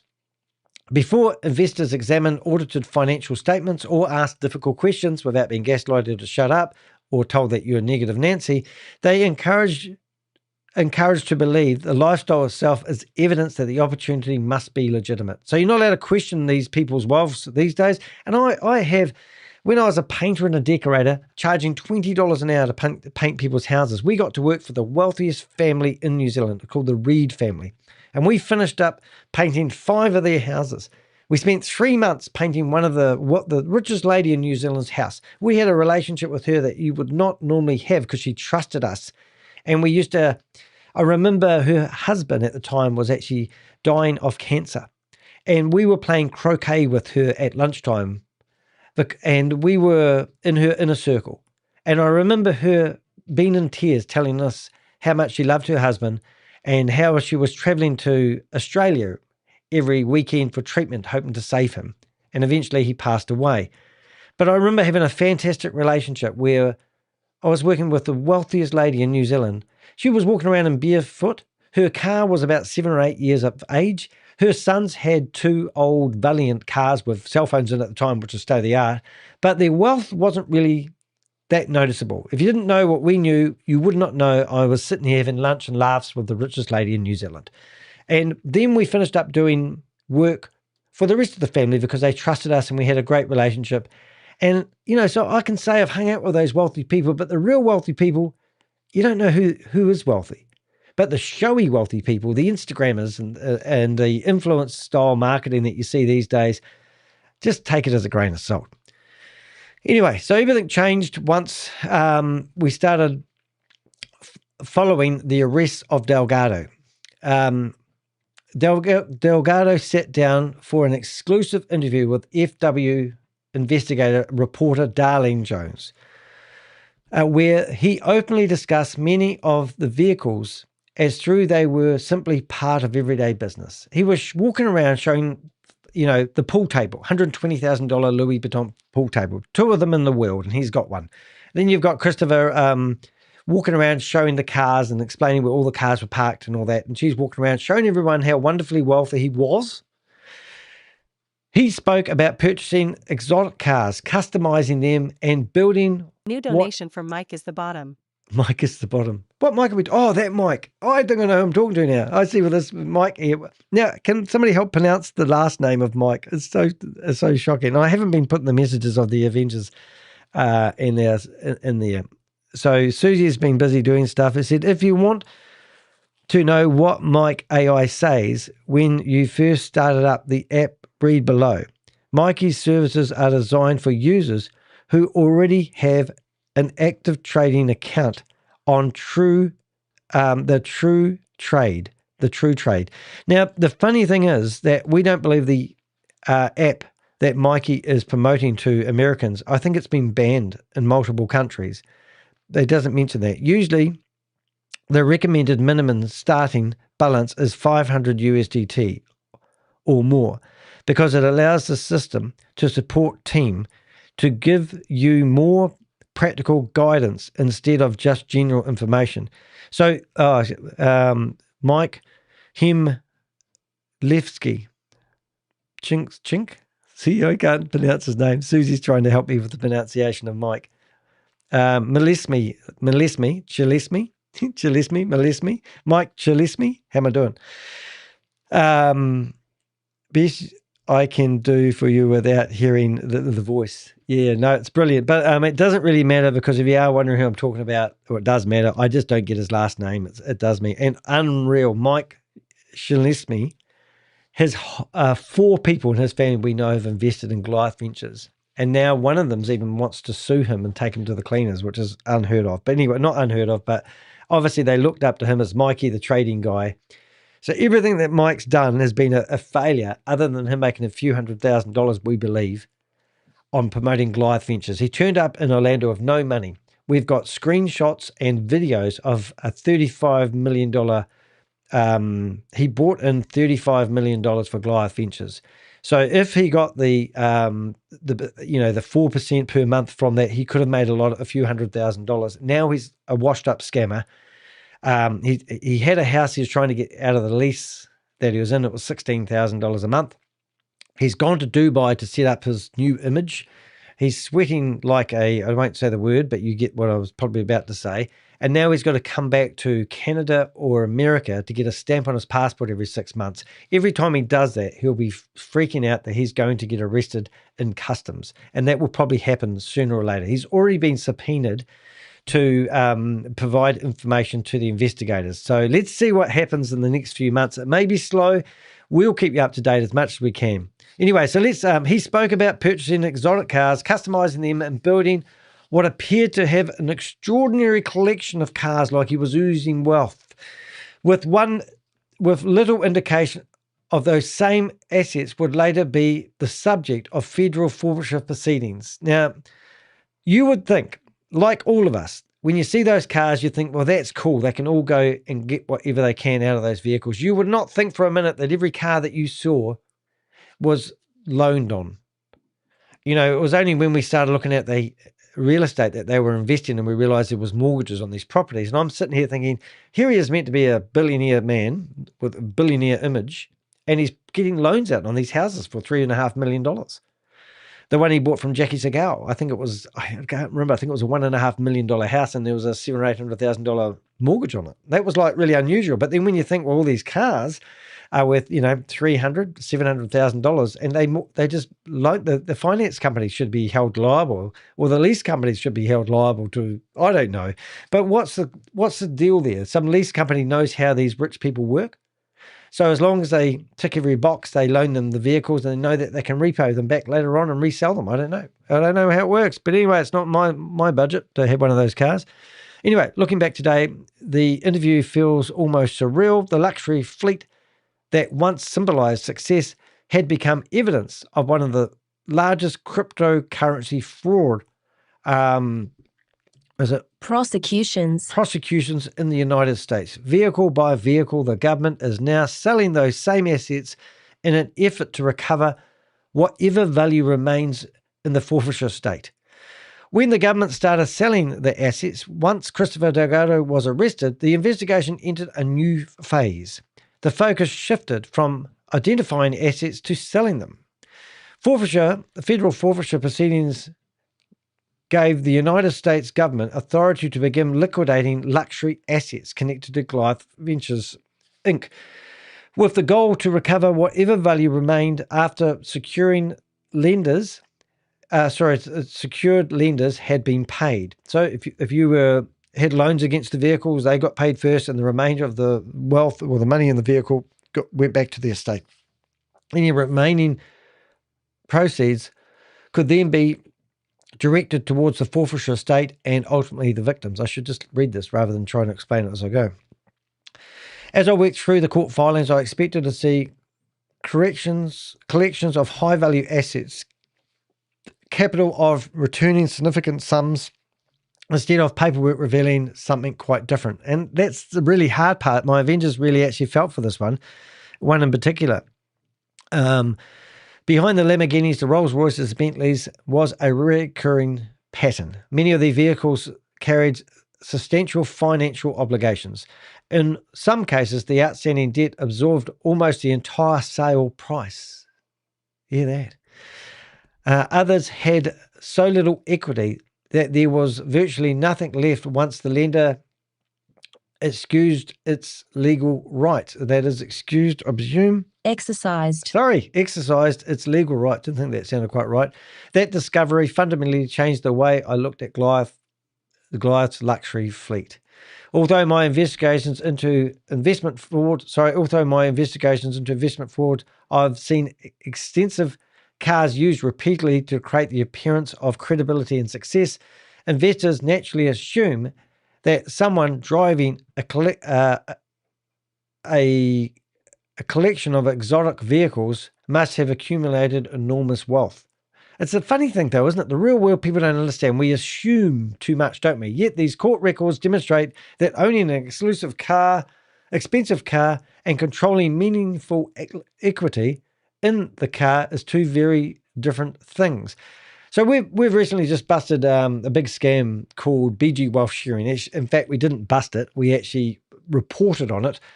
I believe it was $1 billion scam. And we were watching these people that were getting paid hundreds of thousands of dollars per month were also winning cars. But those cars were often, they paid the first month's lease. And then now that the scam's fallen over, the vehicles are all being repossessed. There's no wealth in the car. It's not like they walk in there and go, how much is that car? And they go, $100,000. And they go, here's $100,000. They go, how much is the first month's payment? Well, $7,000. Or sometimes they have to pay a third of the vehicle up front, don't they? But no, they do it the cheapest way possible because even the people who are buying these vehicles to give them to the people that are promoting the scam know it's not going to last. As the government began selling the vehicles, carefully, I'm just going to read that because I'm out of my mojo at the moment. The carefully curated social media image started to unravel. The marketing projected unlimited wealth, but the financial records told a far less glamorous story. One built on finance agreements, secured creditors, and surprisingly little recoverable equity. So if I was looking at this individual here that's claiming that he's an influencer and he's also a fighter, I haven't looked to see whether but all these photos that you see on his social media, just picking on this guy, for example, I mean, all the wonderful things that he's doing, you know, if you didn't know any better, you'd think that was his vehicle. I think all these influencers should actually have what they call open deeds to their wealth. So this is Bali, and you'll probably see the same motorbike. You'll probably even see the guy who's punching is actually Mike Kralinski. Who knows? But this is them showing their lifestyle off. Every time I see a vehicle from now on, I want to know who owns it. Why do these actually do that for? Is that me? Must be. Strange. Anyway, so that's what I'm getting at here. These vehicles have been reused by other influencers. It must be like, can we rent can we rent a Bentley or a Mercedes just so we can do some photos and then I'll give it to the next influencer. Maybe there's a service that you can hire in Bali where you can drive around in luxury vehicles, make it look like you're rich. I don't know. Anyway, out of my pay scale, have I forgot to do that again? Look at that. I'm just going through these headings here, and I'm making sure that I have actually made them all bold, because it doesn't look very nice when they're not all bold.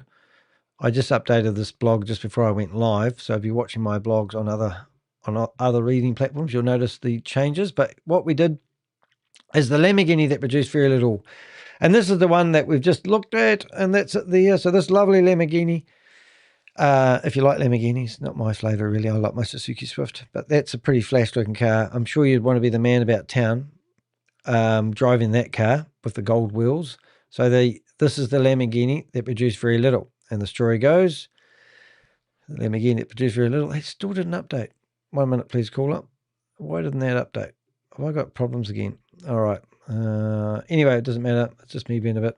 Anyway, if there was one vehicle that embodied the Goliath Ventures brand, it was Christopher Delgado's 2025 Lamborghini Revuelto. It wasn't simply an expensive supercar. It became part of the company's public image, appearing throughout promotional material that suggested Goliath Ventures had unlocked extraordinary financial success. Now, when I was in Orlando, we had sightings of Chris, and people were telling me, how do we know it's Chris? And he said, well, he drives a yellow Lamborghini. Well, if he only had 2,500 miles on it, he mustn't have driven it very far. But anyway, somebody did say while I was there that he was out driving in this yellow Lamborghini. When I reviewed Delgado's post-arrest interview with WFTV investigator Darlene Jones, it was striking how casually he discussed the Lamborghini. He explained that the vehicle had originally cost around about $600,000 before extensive customization, claiming an aftermarket body kit alone added another $300,000. So now we're up to $900,000 worth of car in value. According to Delgado, the work was carried out by Ultimate Audio. Now, so if you can click on that link if you want to read the blog, and I haven't actually given you the link to the blog, which I will do now. But remember, I'm getting a server denial attack where they send hundreds of bots to my computer, my website at the moment. So you will have to prove you're a human when you go to that page. That's all part of doing what I do. But anyway, so at the time, Christopher claimed that car would be worth about $700,000. I remember her saying, only 700? Surely you can get $1 million. Maybe she should be the one that sells it. But anyway, between 700 and 800,000. So anyway, the truth of the matter is, she could have asked him if there was any finance over that vehicle. Just saying. The court records tell a very different story. According to the Forfeiture filing, if you click on that, you will see that you can actually go and read the court documents directly from my website. Anyway, and it said, according to the Forfeiture filing, the government accepted an offer of $625,000 for the Lamborghini. So just work that out there for a second, ladies and gentlemen. You got a car that's 1 year old. It has a buy value of $600,000. They spent $300,000, which I'd love to know how he paid for that, which we do have a record of that going by. He used credit cards and also wired the money. So I'd love to know whether Christopher paid $300,000 in one lump sum. If Joe, if you're listening to this, why don't you reach out to us and tell us, because it would be interesting to know. Obviously, now we know that you were working for somebody who's pleaded guilty to running a $328 million Ponzi scheme, and now you're driving around in his car. That must be exciting. Anyway, so they've increased spending $300,000 on a car has now made the value of that car $625,000. Ironically, the successful purchaser was Ultimate Auto, the very same company that had reportedly completed the vehicle's extensive custom build. The business that transformed the Lamborghini into one of Goliath Ventures' most recognizable status symbols apparently became its new owner after the government seized it and sold it. The problem was the finance. So I'm not reading it very good today. The problem was the finance. Lamborghini Financial Services was still owed, can you get this, $604,438.86 under its secured interest. So, okay, so you're starting to get the picture here, guys. Once the lender had been paid, only $20,561.13 remained before storage, seizure, and administrative costs were deducted. How do you feel about that, guys? Do you think that Christopher should stand in front of a camera and be interviewed by Channel 9 News and show off his Lamborghini and how successful he was, how he managed to pay $8.5 million for a house and he should have stayed renting, he thought, and he would have had more money in the bank and all this sort of carry on, and not been asked that dreaded question, how much finance is left in that vehicle?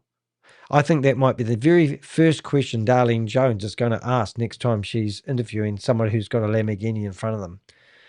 And I think people who invested in Christopher Delgado, he deserves to answer all those questions. Rather than holding back hidden bags that are stored in the house, or those answers to those questions, or being coached not to say certain people's names when asked questions, I think all those questions should have been transparently answered and given by Christopher. If I was a scammer and I'm facing 50 years in jail and I was being interviewed because I wanted to tell my story, I would have just spilt the beans. I would have told everything I could ever think of about all the dirty and disgusting things I did.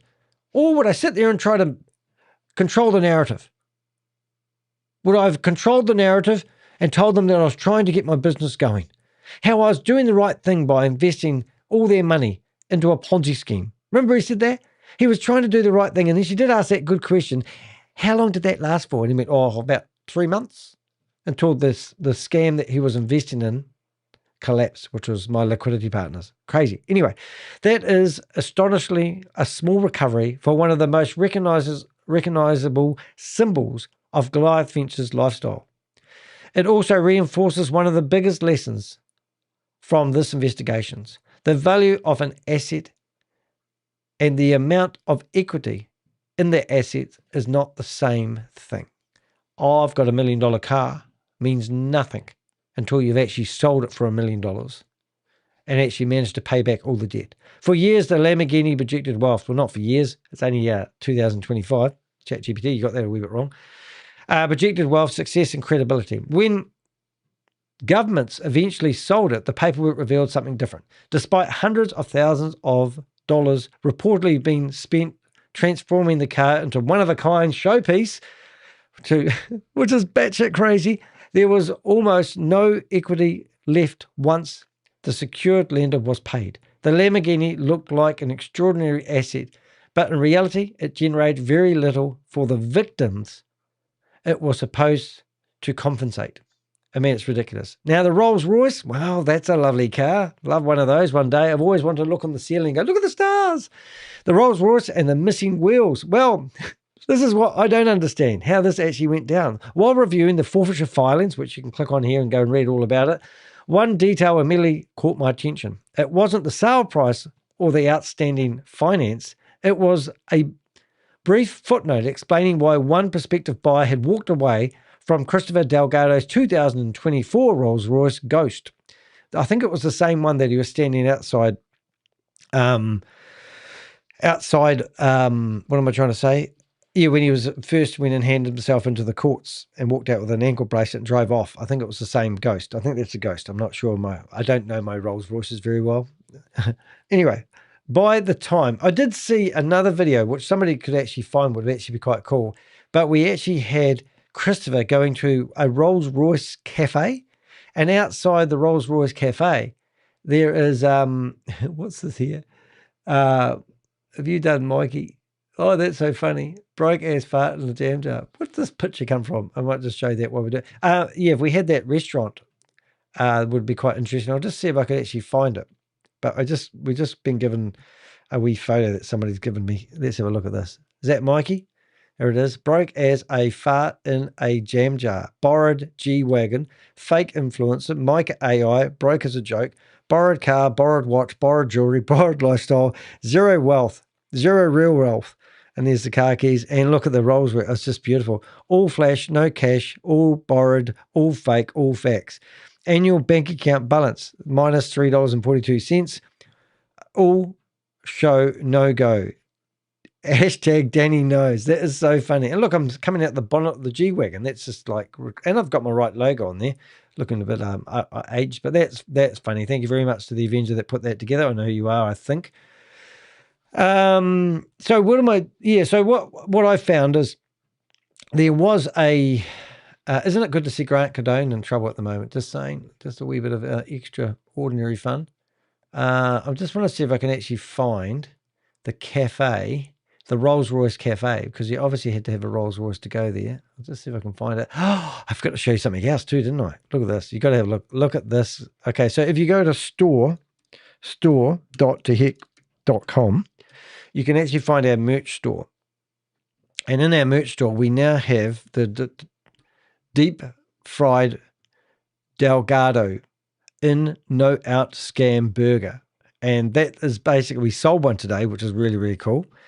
That is a friggin' hilarious. So I'm going to be wearing one of those. I don't know what to wear to the court on the 21st of October when Christopher gets sentenced. We're hoping that's a firm date because I've already got my flights. But I am actually I think I'm going to wear one of those T-shirts, and there's going to be another Avenger there with me for sure, and we're both going to be wearing the same shirt. So if you want to join us in the courtroom, this is the T-shirt that you want to buy. It's a friggin' hilarious one, but I think that would be quite good because I think Christopher, to me, is the In-N-Out Burger guy who got fired, and he also got fired from Grant Cardone's thing, which is actually batshit crazy. And I'll just see if I can actually find, I don't know what that is. I'm just going to click on that and hopefully we're not going to incriminate anyone. It's a friggin' hilarious one. Me. Have we got the Rolls-Royce? I just want to see if I've got the Rolls-Royce Cafe that Christopher was at. Oh, did I take that? I'm just 1 second. I want to find it. It's a bit funny, that's why. But I did find Christopher at a cafe in Orlando where it just had Rolls Royces outside of it, which is actually a bit crazy. I want to see if I can find that in a hurry. Won't be a second. Be worth looking at. It's good. Okay, screenshots, Lear Jets, victims, whistleblowers. Where is the videos? They're 22 videos. There's Christopher. Did we have them in there? Did I do that? Yes. Just while I'm here. Oh, I have got it. Yeah, I have got it. Okay, so let's just get that back on screen. Okay, so the first thing is I haven't figured out where the blue one is yet, but I think I actually think that's Mike Krolinski. I think he was washing Christopher's car, but that's the blue one. And then there's this video here that's really interesting, but this is actually the Rolls-Royce Motors cars. And if you look at here, it's a restaurant.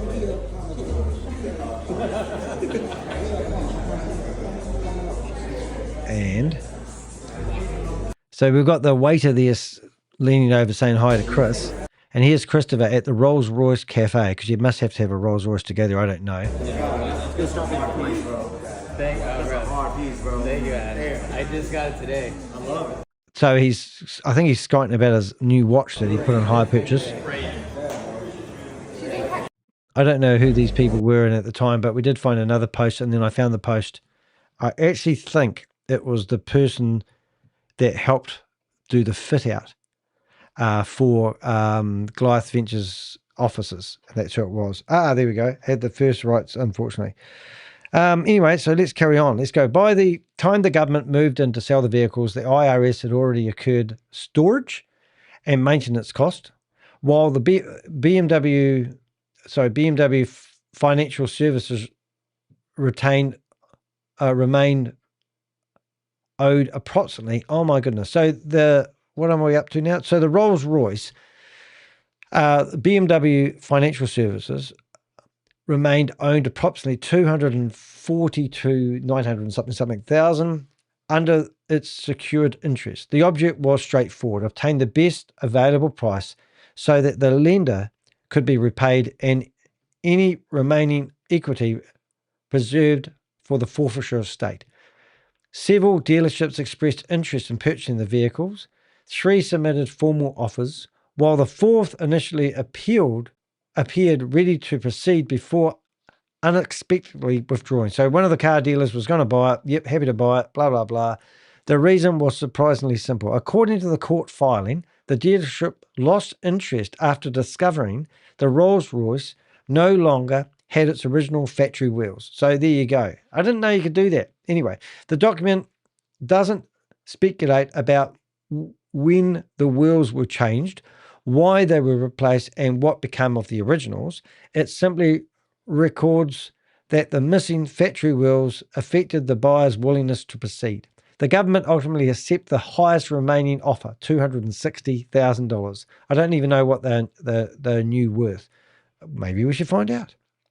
Maybe, what have we got? Does it say what sort of car it was? 2000. Okay. So let's just go here. Cost. Let's have a look and see if we can figure it out. Okay. So that there, 2024 Rolls-Royce Ghost has a base starting price of about $354,000 with higher trims and custom builds, blah, blah, blah. So you must be able to customize it a little bit. A standard wheelbase. I'm sure he bought the flash one. So I'm guessing around about $400,000 it's going to cost you for one of those new. So he's had it for 2 years. And now it's worth, so they took it off of $260,000. So what did they lose? About $140,000. Plus Christopher spent money on it by the sound of it. So they accepted the highest offer of $260,000 from an Orlando broker. Now, we don't know the Orlando broker, but because I've seen the picture of it in here, I'm wondering if it's something to do with Ultimate Auto. And I can only surmise it was. I have no proof that it is. It doesn't matter if it is. Everyone's allowed to buy it. Who was also prepared to transport the vehicle from North Carolina. Now, this is where we want help with the investigation. Why was that car in North Carolina? Does anyone know? Because we'd just love to know. Like, who's in North Carolina that's associated with Goliath Ventures, and why was that vehicle there, and why did it need to be transported back? Can you help us with that? Because we want to know who it was. People will know people who associate with Goliath Ventures that are in North Carolina. Let us know. Once BMW Financial Service received payments of $243, $243,000, only $17,000 remain before storage, transport, and other administrative costs were deducted. A car worth $400,000 managed to get $17,000 back for the estate and the investors. Isn't that just make you feel sick in your stomach? It's just disgusting, isn't it? Thanks for being here in the chat room, guys. Sorry I'm getting a wee while to get going. On its own, the missing wheels might seem like insignificant detail, yet investigations are often built on details exactly like this. A single sentence blurred in a court filing can explain why a vehicle sold less than expected, or why one buyer walked away while another stepped in. These are the kind of observations that really make the headlines, but often provide valuable insight into happening behind the scenes. Now, this is what makes the Avengers good investigators, because we've seen lots of things like this in the past. We've seen so many scams over the years. This isn't the first Ponzi scheme or scam that I've reported on. In fact, we've reported on over 250 different scams. And we know they use vehicles to promote lifestyle marketing. So we would ask, how was it financed? Who purchased it? What company owns this car? And we would investigate those companies. That's what we do. Now, not picking on Darlene, but Darlene, you saw all those cars. You talked about all those cars, and you didn't seem to ask once who financed those cars. In fact, I think you asked Christopher who paid for the car, and Christopher said this was paid for with money from Goliath Ventures. But you didn't say how much equity is in the vehicle. Now, I can guarantee next time we see Darlene interviewing somebody who's been willing to talk, she'll probably ask that question and she'll know why. And this is where she's claimed that we're not proper investigators, our team. Well, we broke the case. I believe that Goliath Ventures will still be operating today if we didn't start squawking about them. So, the cars that produce nothing. While reviewing the forfeiture filings, one discovery stood out more than any other. Some of the most precious vehicles in Goliath Ventures' luxury fleet weren't sold at all. After examining the court records, I found that the government had abandoned its forfeiture claims because there was nothing meaningful, no meaningful equity left to recover. Once the secured lender's interests had been taken into account, These are vehicles that we know they didn't bother. Was a 2024 Bentley, I can't even say it, Delgado, Bentayga. A 2023 Lamborghini Hurricane Evo Spider. Now, I don't know about you guys, but I think we did see the blue one in here somewhere. We'll just have a wee look, go through that. I don't know how to forward through these movies. Maybe it's in here. Maybe we go event service galleries. Let's go to galleries. Let's see if we can see it being in here. Now, this is the one that he revved the guts out of outside when he was doing those meals. Is this his? No, that's a Bentley. Oh, is that what he had? One of those? Could be one of those cars. Don't know. I'm not saying that's the car. What have we got here? We've got a Ferrari, Lamborghinis, Jeeps, Land Rovers. We're looking for a blue Lamborghini event. Oh, hold it. I see what's happening here. I think you can click on them, and then you'll be able to Lamborghini. So if you click on Lamborghinis, we're going to find all the Lamborghinis. Funny that. Can't see any blue Lamborghini. Maybe didn't do any work. But let's go and take it down the other track and let's look at BMWs, Bentleys, BMW, Escalades, Aston Martin, Hurricane, featured cars. Let's have a look at featured cars and see if there's anything decent in there. No. It must be awesome to be able to work on those sort of cars, but it would probably freak me out, to be honest, because I'd be scared I'm going to scratch one of them. McLarens. Oh, let's see if there's an orange McLaren in here. No orange McLaren. Well, that's good. Steve Davis couldn't afford to get his car pimped out, eh? That would have been funny. Anyone else know any vehicles that have been UA events, Toyotas, Tesla? Really? Rolls Royce. Here we go. Let's have a look and see if there's any Tesla vehicles in here. I don't know, but I don't even know what they're called. Phantom, Dawn, Ghost. So have we got Ghost or is it just one? Two lots of Ghosts. Maybe that's where the wheels are. Don't know, above my pay scale, but you get the idea. Anyway, unfortunately, guys, we know where the blue Lamborghini, Spider, Evo, whatever it was, Alex didn't even get to take it for a drive. Rather than being auctioned, each vehicle was returned to its prospective finance company because the outstanding debt exceeded the remaining recoverable value. How sad is that? From a financial perspective, North Carolina has a large vehicle enthusiast market. Yeah, interesting. Now, I'd love to know who was looking after it when it was down there. That's what I'd really love to know. Lots of Canadian buyers buy vehicles out of, I can't even say that word, Kalu? Where are you saying that from, Mr. Big? Buy vehicles out of, where we got buyers with vehicles? I can't even see it. Canadian buyers buy vehicles out of Charlotte due to its border proximity. Ah, very good. Good to know. Good to know. Thank you very much. Border proximity. What border? Yeah. Okay, let's go. All right, what have we got? Rather than auction, so it was a waste of time auctioning them. Basically, it went back to the finance companies. There was nothing left that could be recovered. The findings completely changed how luxury vehicles should be viewed. Do you agree? Put a 7 in the chat room if you agree that these luxury vehicles are just a waste of time looking at it if you're trying to judge somebody's wealth.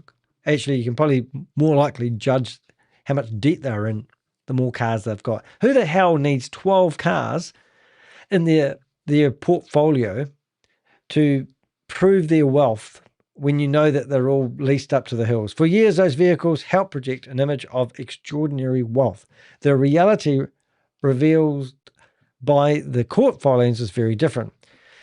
The vehicles looked valuable. The finance companies held most of the financial interest, and there was no meaningful equity left to recover. The government abandoned forfeiture because selling them would not produce meaningful return. No point chasing empty dreams, as they say. Now, I'll give you an example of that. I bought a vehicle. I leased a vehicle. I can't even remember how much it cost. $88,000. $88,000 the vehicle cost me. I had to pay $1,300 a month to have the right to drive that vehicle for 2 years. I could have extended it if I wanted to. So if you work out $1,300, right, times 12, let's just make it 1,000. So around about $14,000. So $24,000. And this is how it works. If you want to know, $24,000 is how much that $88,000 vehicle was going to devalue in 2 years. So literally the lease company really only has to worry about loaning me out the loss of the vehicle, right? Anyway, I remember selling that Holden for $47,000. $47,000 mean I could get out of the lease I was in. So if you add 47,000, let's say 25, 40, 52, 75. Don't know how that worked. But anyway, that's what I had to do. I had to find a buyer. I think I sold it for 55,000 after having it for 2 years. Anyway, and then the tires costed me, like, they were at the time New Zealand dollars. They were $630 a tire. And I had to put Bridgestones on it, which are quite expensive tires, but they were the ones that were built for the car. They're $315. It was a beautiful car, but boy, it cost me a lot of money. But at the end of the day, all I'm really doing is paying the interest. And the lease company knows how it works. And they want you to insure the car, make sure it's not scratched and it's low mileage when you give it back, and then they try to resell it. You know, the same deal with these big expensive cars, no doubt. It's just a money game. So if you can afford to make the payments, you can afford to drive around in $1 million car. If you can afford to go in there and pay cash for that car, then you really are wealthy. But I reckon in future, when we see an influencer, we want to ask him and prove to us that you haven't got massive finance over it. I bet that won't happen. Anyway, it's just a wee dream I have.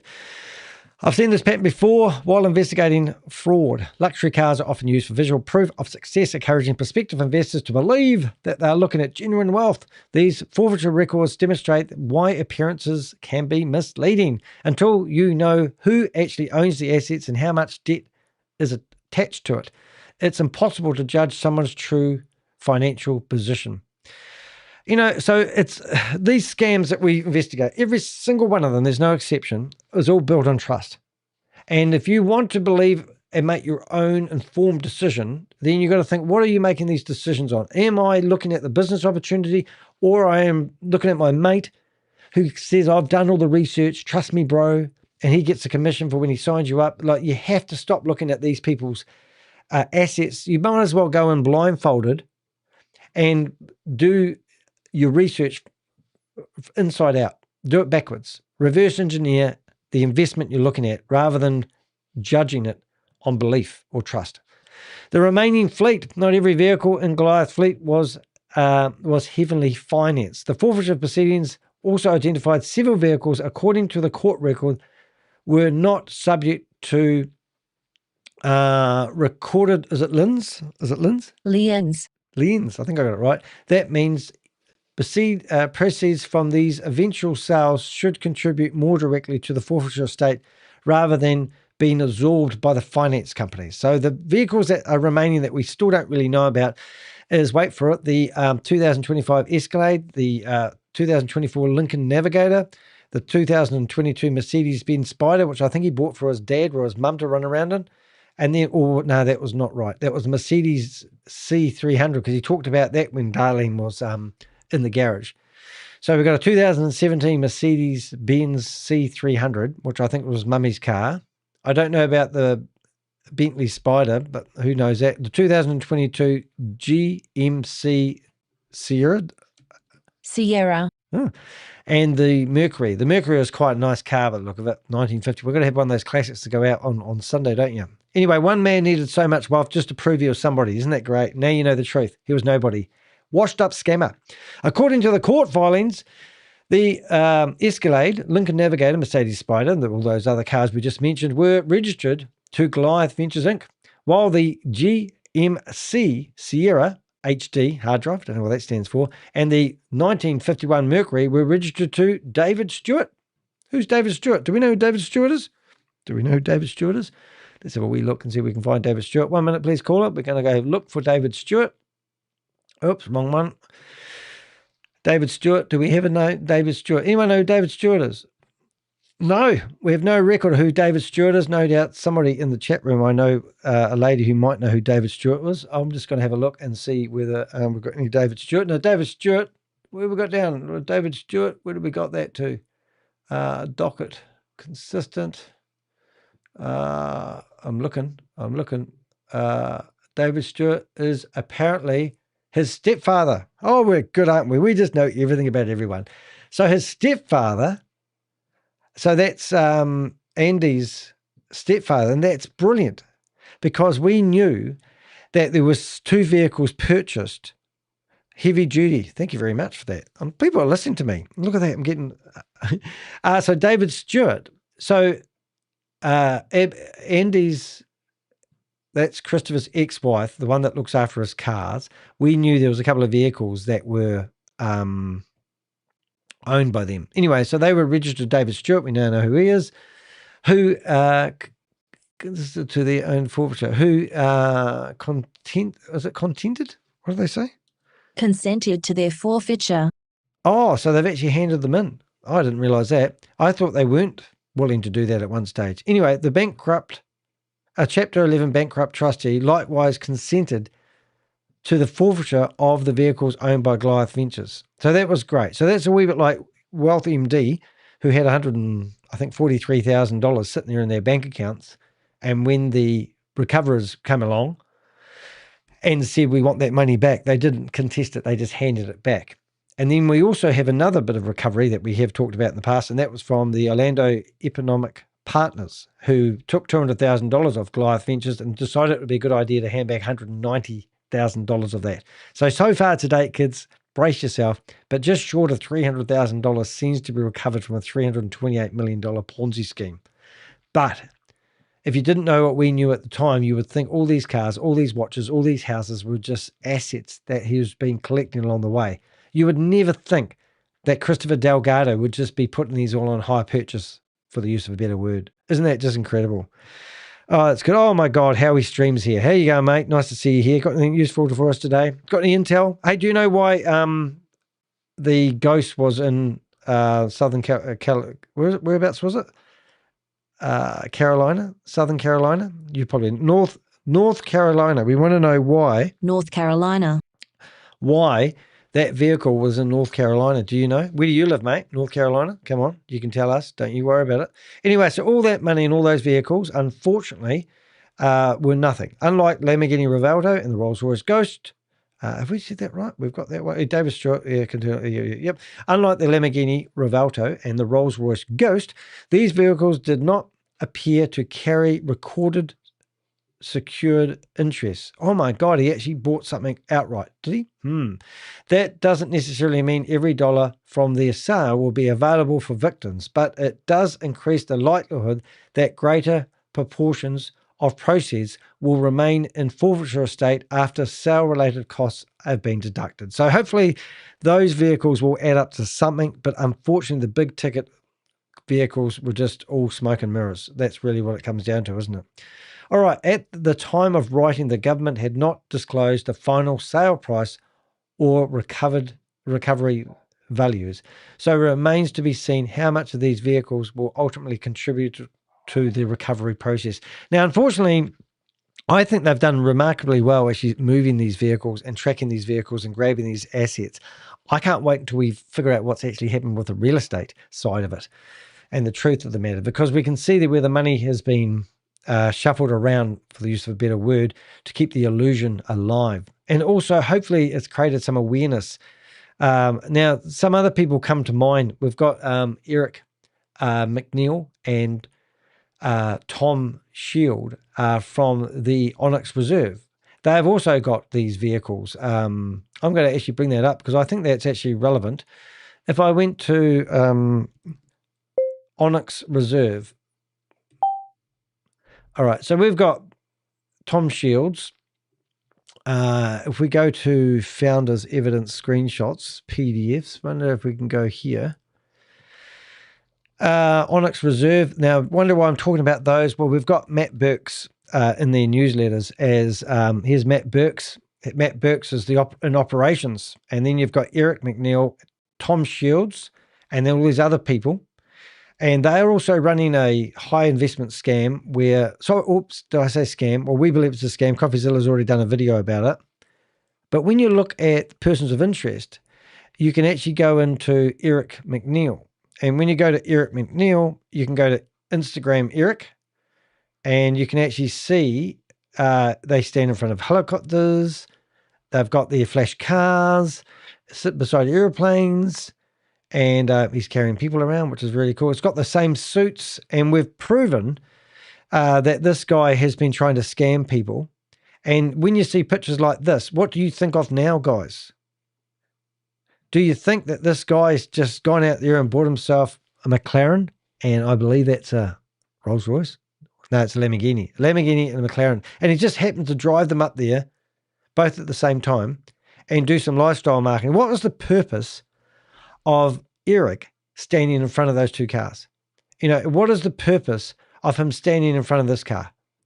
Is he trying to show you that he is a raving success and he's gone and paid cash for that car and his new shoes to give you the illusion that you should invest with him? And then you're probably thinking, well, why is Danny going off on a tangent here? Look at that suit. I mean, really? Look at his shoes. I mean, really? Is that what we want to do these days? Is that, we've got cars lined up like they're all just made out of water. And then, you know, we've got things going on there. He's even a father. So here's another guy. Goodness me, that's not who I think it is it? No, it's not. Here's another guy that's a father who's going to leave his kids. And this guy here, we're doing an investigation on him at the moment. There's some big shit coming out about this company. They claim that they have been helping sports players invest in their company.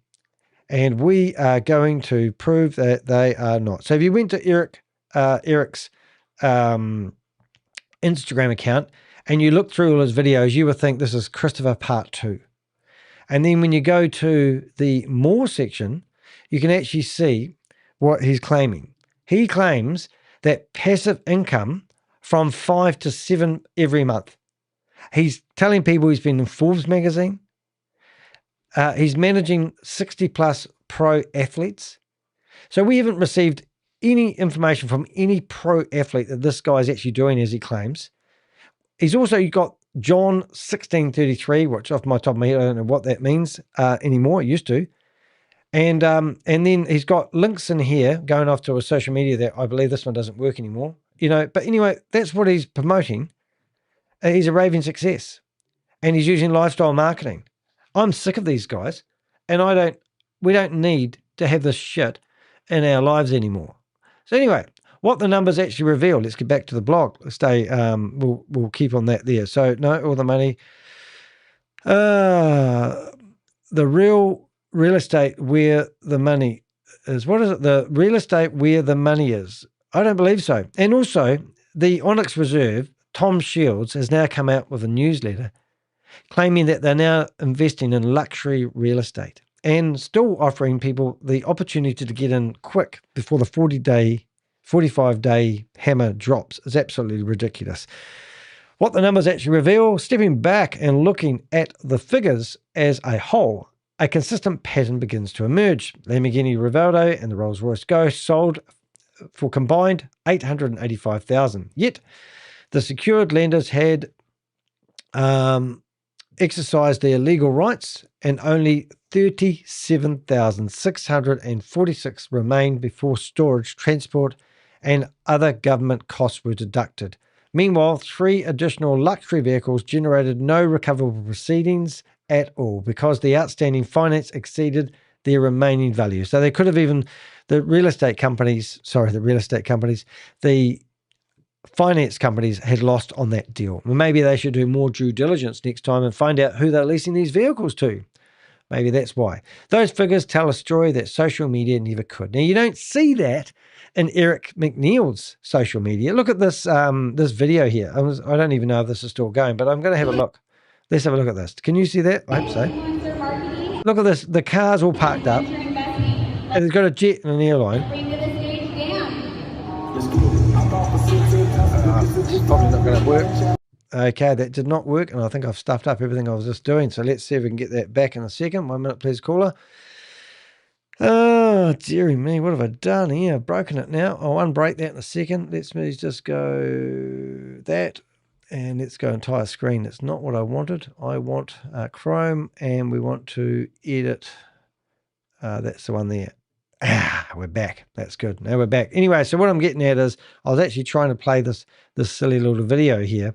But if you look through here at the very start of it here, you can see they've got the big flash cars lined up. Is that another G-Wagon? Wonder who owns that. Wonder how much finance is owned on that one. And then you've got an airplane sitting there. Wonder who owns that. And then you've got all these people walking around drinking champagne thinking that they're going to they're learning how this guy got his wealth. I mean, this is the same shit every day, isn't it? I'm getting sick of it. You guys getting sick of it? Let's start exposing these guys. I don't see the point. All right.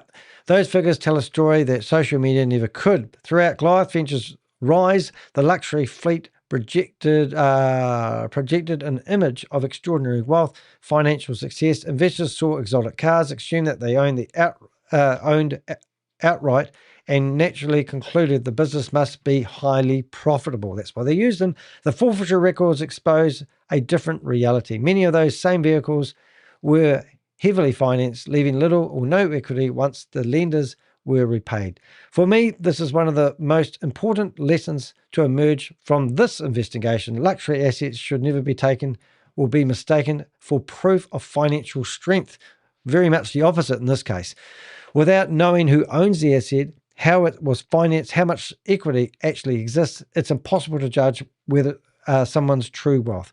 In the case of Goliath, the court record reveals that much of the lifestyle which the lifestyle, because this is all about lifestyle marketing. That's why I'm going on about it. And that's what they do. They use lifestyle marketing to show people the wealth. In the case of Goliath Ventures, the court record reveals that much of the lifestyle which helped attract investors was built on assets that ultimately produced very little when the illusion came to an end. So I'm just going to get my wee chat box back in place. Thank you very much. That's quite cool. It's easier to sell, but cars as an asset, what do you call it? They deteriorate. Yeah, well, I think we know that. I'll read that for you, mate. Easier to sell, but car as an asset depreciate tremendously, especially on a resale, and it's gonna be sold on a federal auction. Well, it's already been sold, actually, on a federal auction. They're already gone. They didn't actually get a chance to go to auction because there was no equity left in it. It wasn't like they owned them outright. So if you've just tuned in here, we've just shown you that all the finance companies were the first to actually get the monies. The sale of Goliath Ventures luxury assets is only one chapter in a much larger story. While the government continues recovering and liquidating properties connected to the scheme, the criminal proceedings against Christopher Alexander Delgado are now approaching their conclusion. And that's a sad thing. There's not any money squeezed out of this lemon, ladies and gentlemen. On the 23rd of June 2026, Delgado pleaded guilty to conspiracy to commit wire fraud and money laundering, admitting his role in what prosecutors say is a scheme that raised approximately $328 million. And that's because that's the money they could track coming in through the bank accounts and the like from investors. Unfortunately, what they don't tell you in this blog, which I've written, is they reckon there's $400 million that's gone. And that means the companies literally got themselves in debt and left people holding the bag. I don't know, but the empty bag, isn't it? Anyway, under the offences to which he pleaded guilty, he faces up to 50 years in federal prison. Now, he'll be working like a demon at the moment, trying to lessen that as much as possible. And it doesn't sound like prison is a very nice place to visit. So I'm actually going to be there on the 21st of October, and I want to actually see this guy sentenced. I'm actually really curious. I would love to actually run a sweepstake on how much, how long he's going to get. Now, I would. We should do a poll, because I think that would be worth right. So the poll is, how long do you think Christopher Delgado will actually spend in jail? Now, you call it jail, but I mean prison. All right. So let's go. I'm going 5 to 8 years. He's definitely going to do 5 or 8 years. Do you think he's going to do that or less? I think it would be fair. Be fair to actually say up to 5 years. Up to 5 years. I'm going to go 5 to 10 years. And then what we go? Then we're going to go. I'm going to go 10 to 20, and then years. I'm just curious on what you guys actually think, because I can't vote, but I do have my. I'm going to say I'm just going to jump because I've only got 4 options I can use, but I'm going to go to 20. I'm going to go 21. I'm just well, we've got 5 years, and then we're going to go to 6 to 10 years. Then we're going to go to 11 to 20 years, and then we're going to go 21 years to 50 years. I'm not asking. That should be enough anyway. So what I'm actually asking in the poll is, I think, personally, I'm not going to tell you what I think, but I don't think he's going to get that long at all. The actual time he could spend in prison. I don't want you to vote on what you think he should get. I actually want you to vote on what you think he'll actually get. And I'll be interested to see what the average is. Danny, if he does 5 years, that would be a slap in the face to the amount of money. I don't think you're reading the guidelines correctly. So what I'm saying is, if Christopher, removed from the podcast. I think I just accidentally removed you then. Add to the podcast. Oh no, I did that right. I just clicked the wrong button. What I think is irrelevant, to be honest, because I don't actually know. I have no idea how it actually works. So in my opinion, everybody that runs a Ponzi scheme and scam should be locked up for life, and it should be the key should be thrown away. But obviously there's not enough prisons for people that are promoting Ponzi schemes. So I'd have to start up a whole new prison just for all the people that I've been tracking over the last 5 years.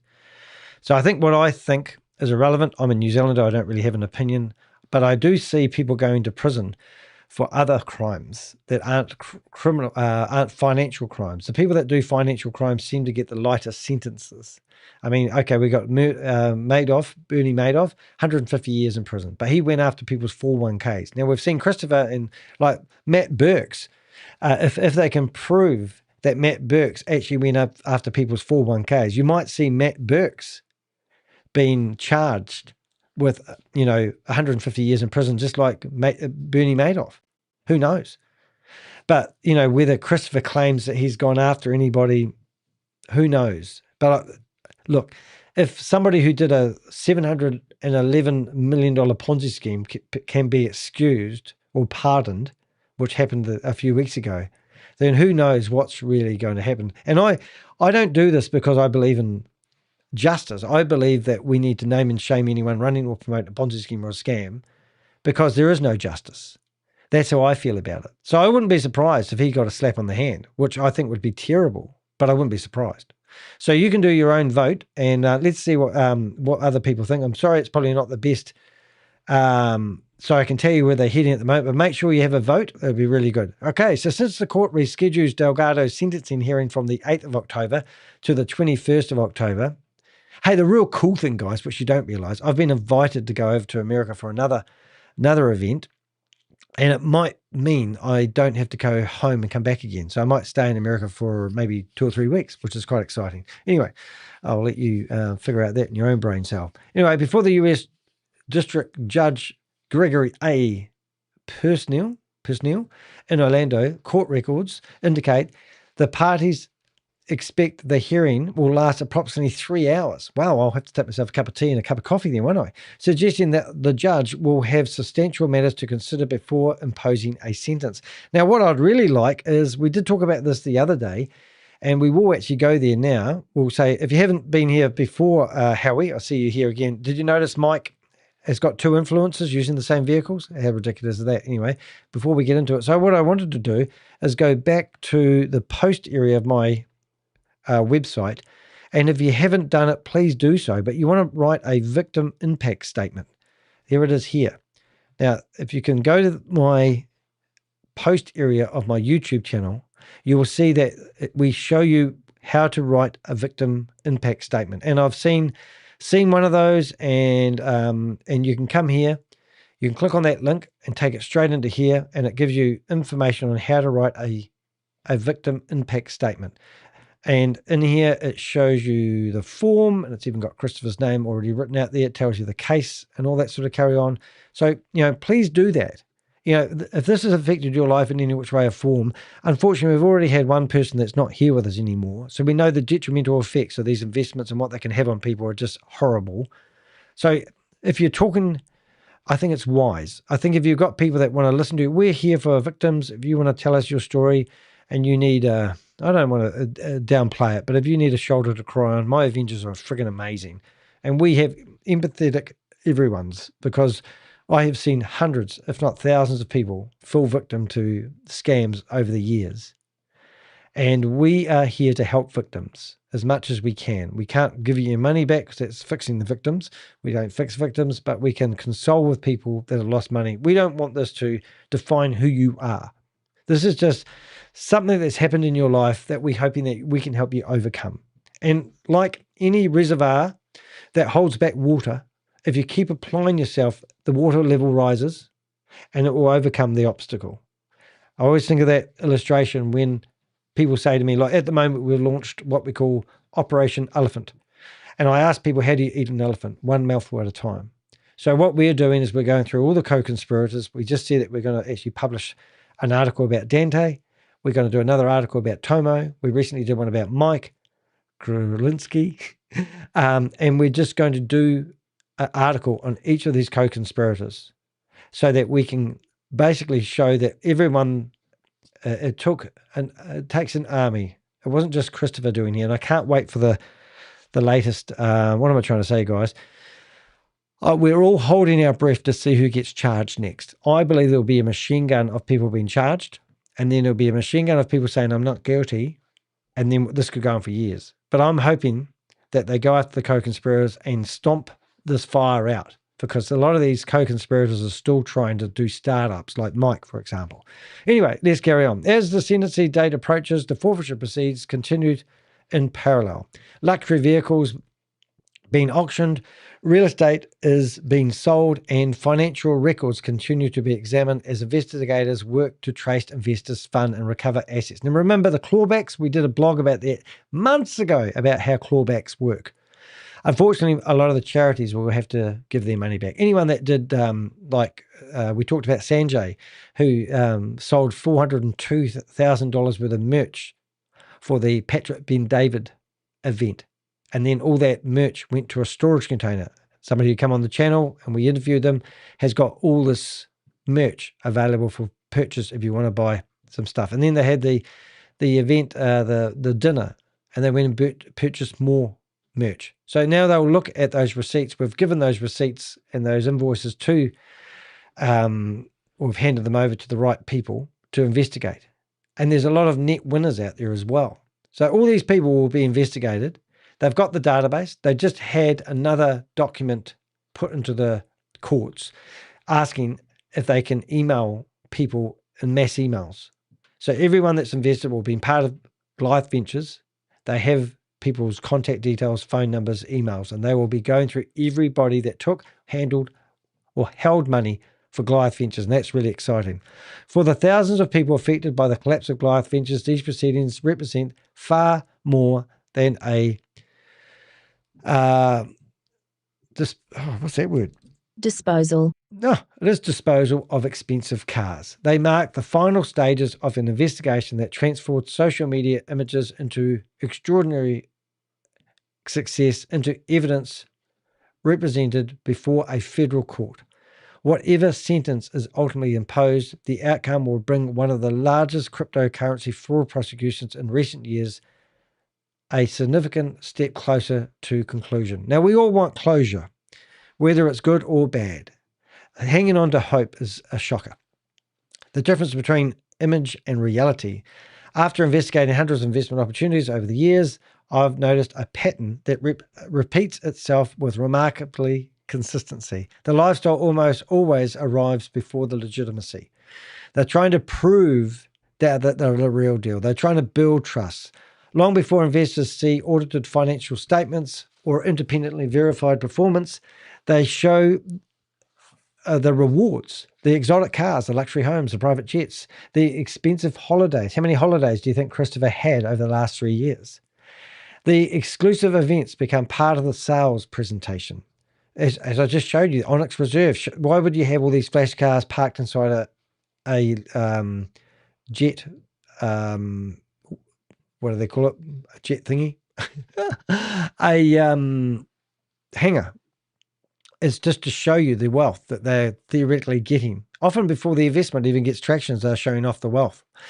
Whether intentional or not, these images encourage people to believe they look at the results of a successful business rather than asking how the success was eventually achieved. Goliath Ventures followed the same pattern. The luxury vehicles became powerful marketing tools, helping to create the image of financial strength that attracted confidence and ultimately investment. Yet the forfeiture records reveals that appearance can be deceptive. Some of the most recognizable assets in the company's luxury fleet carried significant debt, while others generated little or no recoverable value once the finance companies had been paid. That's why I encouraged people to look beyond the lifestyle and ask the questions that really matter. Who actually owns the asset? Is it financially owned? Is it financed or owned? How much equity is really there? Where did the money originally come from? Who owns the friggin' deeds of the car? Can the claimed success be independently verified? I mean, okay, if you looked at Elon Musk, or Bill Gates, all those sort of people, you'd probably realize where their money come from. Those are the questions that protected investors. They're also the questions that really appear in promotional videos. Like the claim. That's what we want to see in future, right? So if Onyx Reserve are still going, claiming they've got luxury real estate investments, then why don't you show us who actually, where the money's coming from? Be more transparent. You have to be these days. The story behind the cars. When we first investigated Goliath Ventures Inc., the luxury vehicles seemed almost identical to the broader story. My attention was focused on the investment model, the promised returns, and the growing number of victims, and the amounting regulatory legal action. So that's what we was originally looking at, was the contracts and the claims that we're making, the 3 to 8% returns per month. As the investigation progressed, however, those vehicles took on a much greater significance. I'm getting a bit tired here reading, so I'm just going to give myself a break for a bit, and let's read the next 3 paragraphs. They weren't simply expensive possessions. They became part of the company's public identity, reinforcing the impression that Goliath Ventures had achieved the kind of financial success most investors could only dream about. Every Lamborghini, Rolls-Royce and Bentley helped create an image that was difficult to question because it appeared to be backed by visible wealth. The federal forfeiture proceedings tell a very different story. I'm just curious, if I got an echo, or is that all sounding good today? Rather than uncovering a fleet of what do they call it? Unencumbered luxury assets, the court records reveal vehicles carrying substantial financial obligations, limited equity, in some cases, no recoverable value at all. We've got that. What appeared on social media as extraordinary wealth often proved to be far less valuable. I'm not even going to say that right. Anyway, let's have another less valuable once the lenders had exercised their legal rights. Today, many of those same vehicles are being sold by the United States government as part of ongoing asset recovery process. Christopher Alexander Delgado has pleaded guilty to conspiracy to commit wire fraud and money laundering, and is sentenced on the 21st of October 2026, where he faces up to 50 years in federal prison. Now, we did do a survey here. Sorry, we did a vote. We've only got 8 votes. Come on, everyone, let's do a vote. So far, I'll tell you what's happening here. Do not be persuaded by what I say, but most people think he's going to get 11 to 20 years. That would be interesting. So you can ruin somebody's life and do... you can ruin somebody's life by having a car accident, or you can abuse somebody, suppose, and you get more jail time than you can by financially ruining somebody. That doesn't make sense to me. Anyway, luxury help distractor. This is largest crypto fraud in the United States. For me, this investigation reinforces the important lesson that extends far beyond Goliath Ventures. A luxury lifestyle should never be taken as proof of legitimacy. Expensive cars, designer watches, and exclusive events can all be purchased, financed or leased. Financed or leased.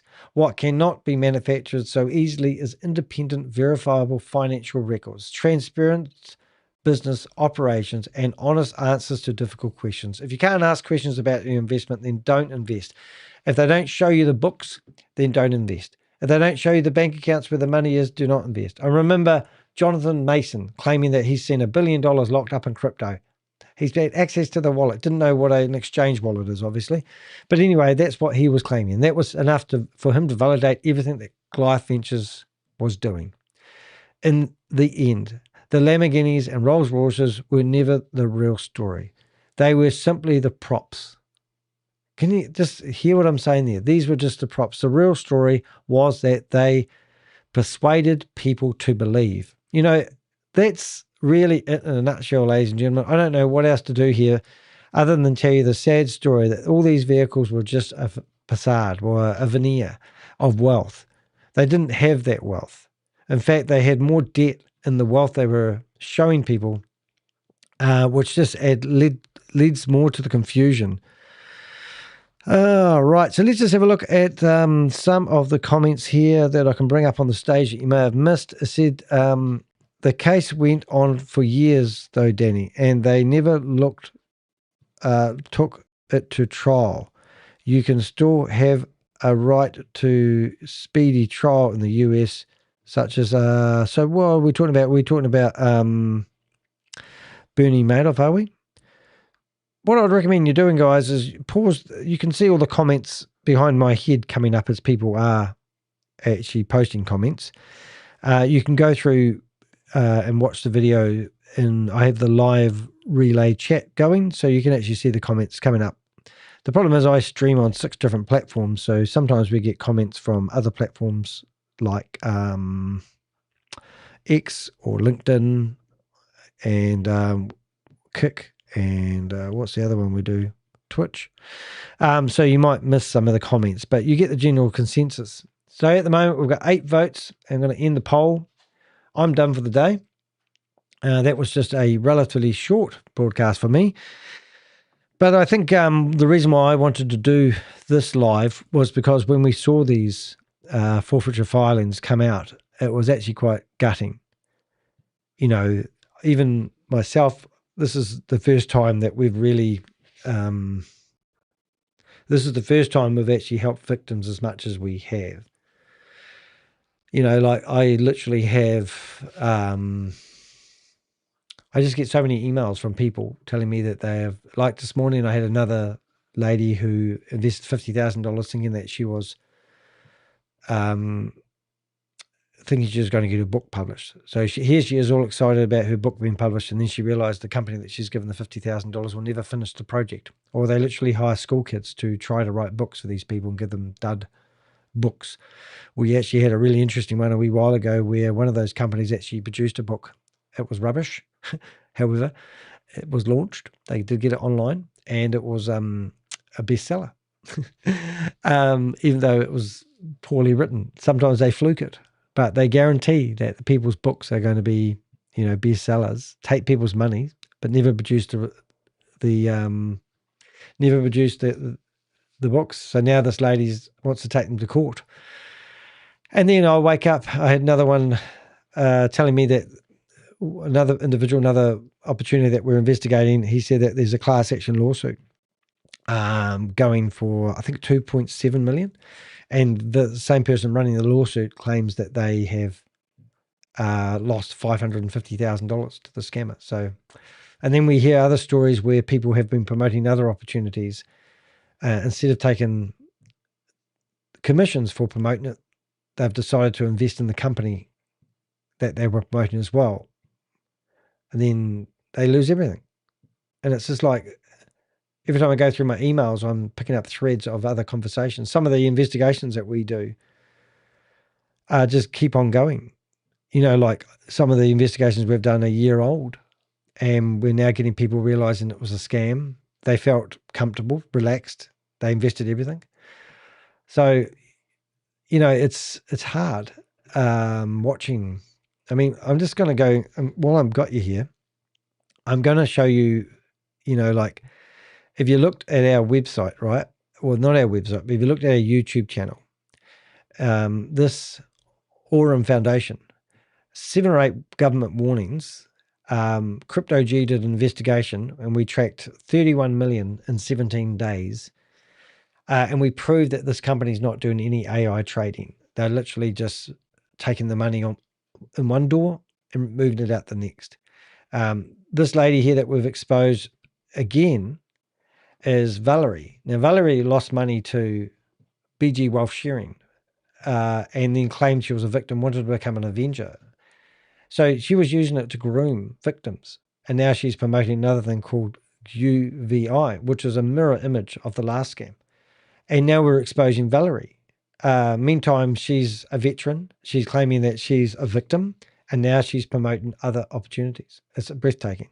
We've got e-real estate, which, is another Ponzi scheme or a scam. We've got the global glamping domes investigation. So far we're looking at maybe $5 million worth of funds stolen, never delivered the glamping domes. The concept looks really great, but the reality is stupid. We've got another one over here called Metrotonics, which is Jan Gregory. Now, Jan Gregory's got fined 145,000 Canadian dollars for promoting other Ponzi schemes and scams along the way. And now he's promoting another one called Metrotonics. He's living in Vietnam, and the Alberta Security Commission have contacted us thinking that we know where he is. Obviously, we've got Goliath Ventures, which I've done a lot on. We've got this one here called Signals. Signals is a guy that lives in the Philippines who's encouraging people that don't have much money to invest with him. He claims that they're in 41 countries. He claims that he doesn't need to follow the laws because the law is done different in the Philippines. So people will invest globally into a company that doesn't have anything that he claims they've got. Then what else? We've got One Trade, which is just how many of these scams have we got? We've got one that's called Rift Protocol. This guy here is a chain, well, I would say he's a chain smoker. And we got videos of him smoking. And then next month, he literally had a stroke. So he decides to write to my hosting provider saying that I was the reason he had a stroke because I exposed him in the stress of his business. And my hosting provider decided to give me my marching orders because they said there was a lawsuit filed against you. The lawsuit that he provided in the documents had brackets saying insert date here. And the court documents had emojis in it because he used, obviously, AI to write his court documents, sent it off to my hosting provider, and they told me that they don't want to host my websites anymore because they don't want anything to do with a court case, even though it was all for, So now I had to move and I found a better one. But, there's scam after scam here, like Play Global. Play Global have tried everything to get these videos offline, claiming that they have got $100 billion investment pool that they're building at the moment with no proof. So we exposed them. What else we got here that's interesting? QVO, but there's no shortage of these scams. UGC protocol. We just go on and on and on. So I'm thinking, where do the investors come from?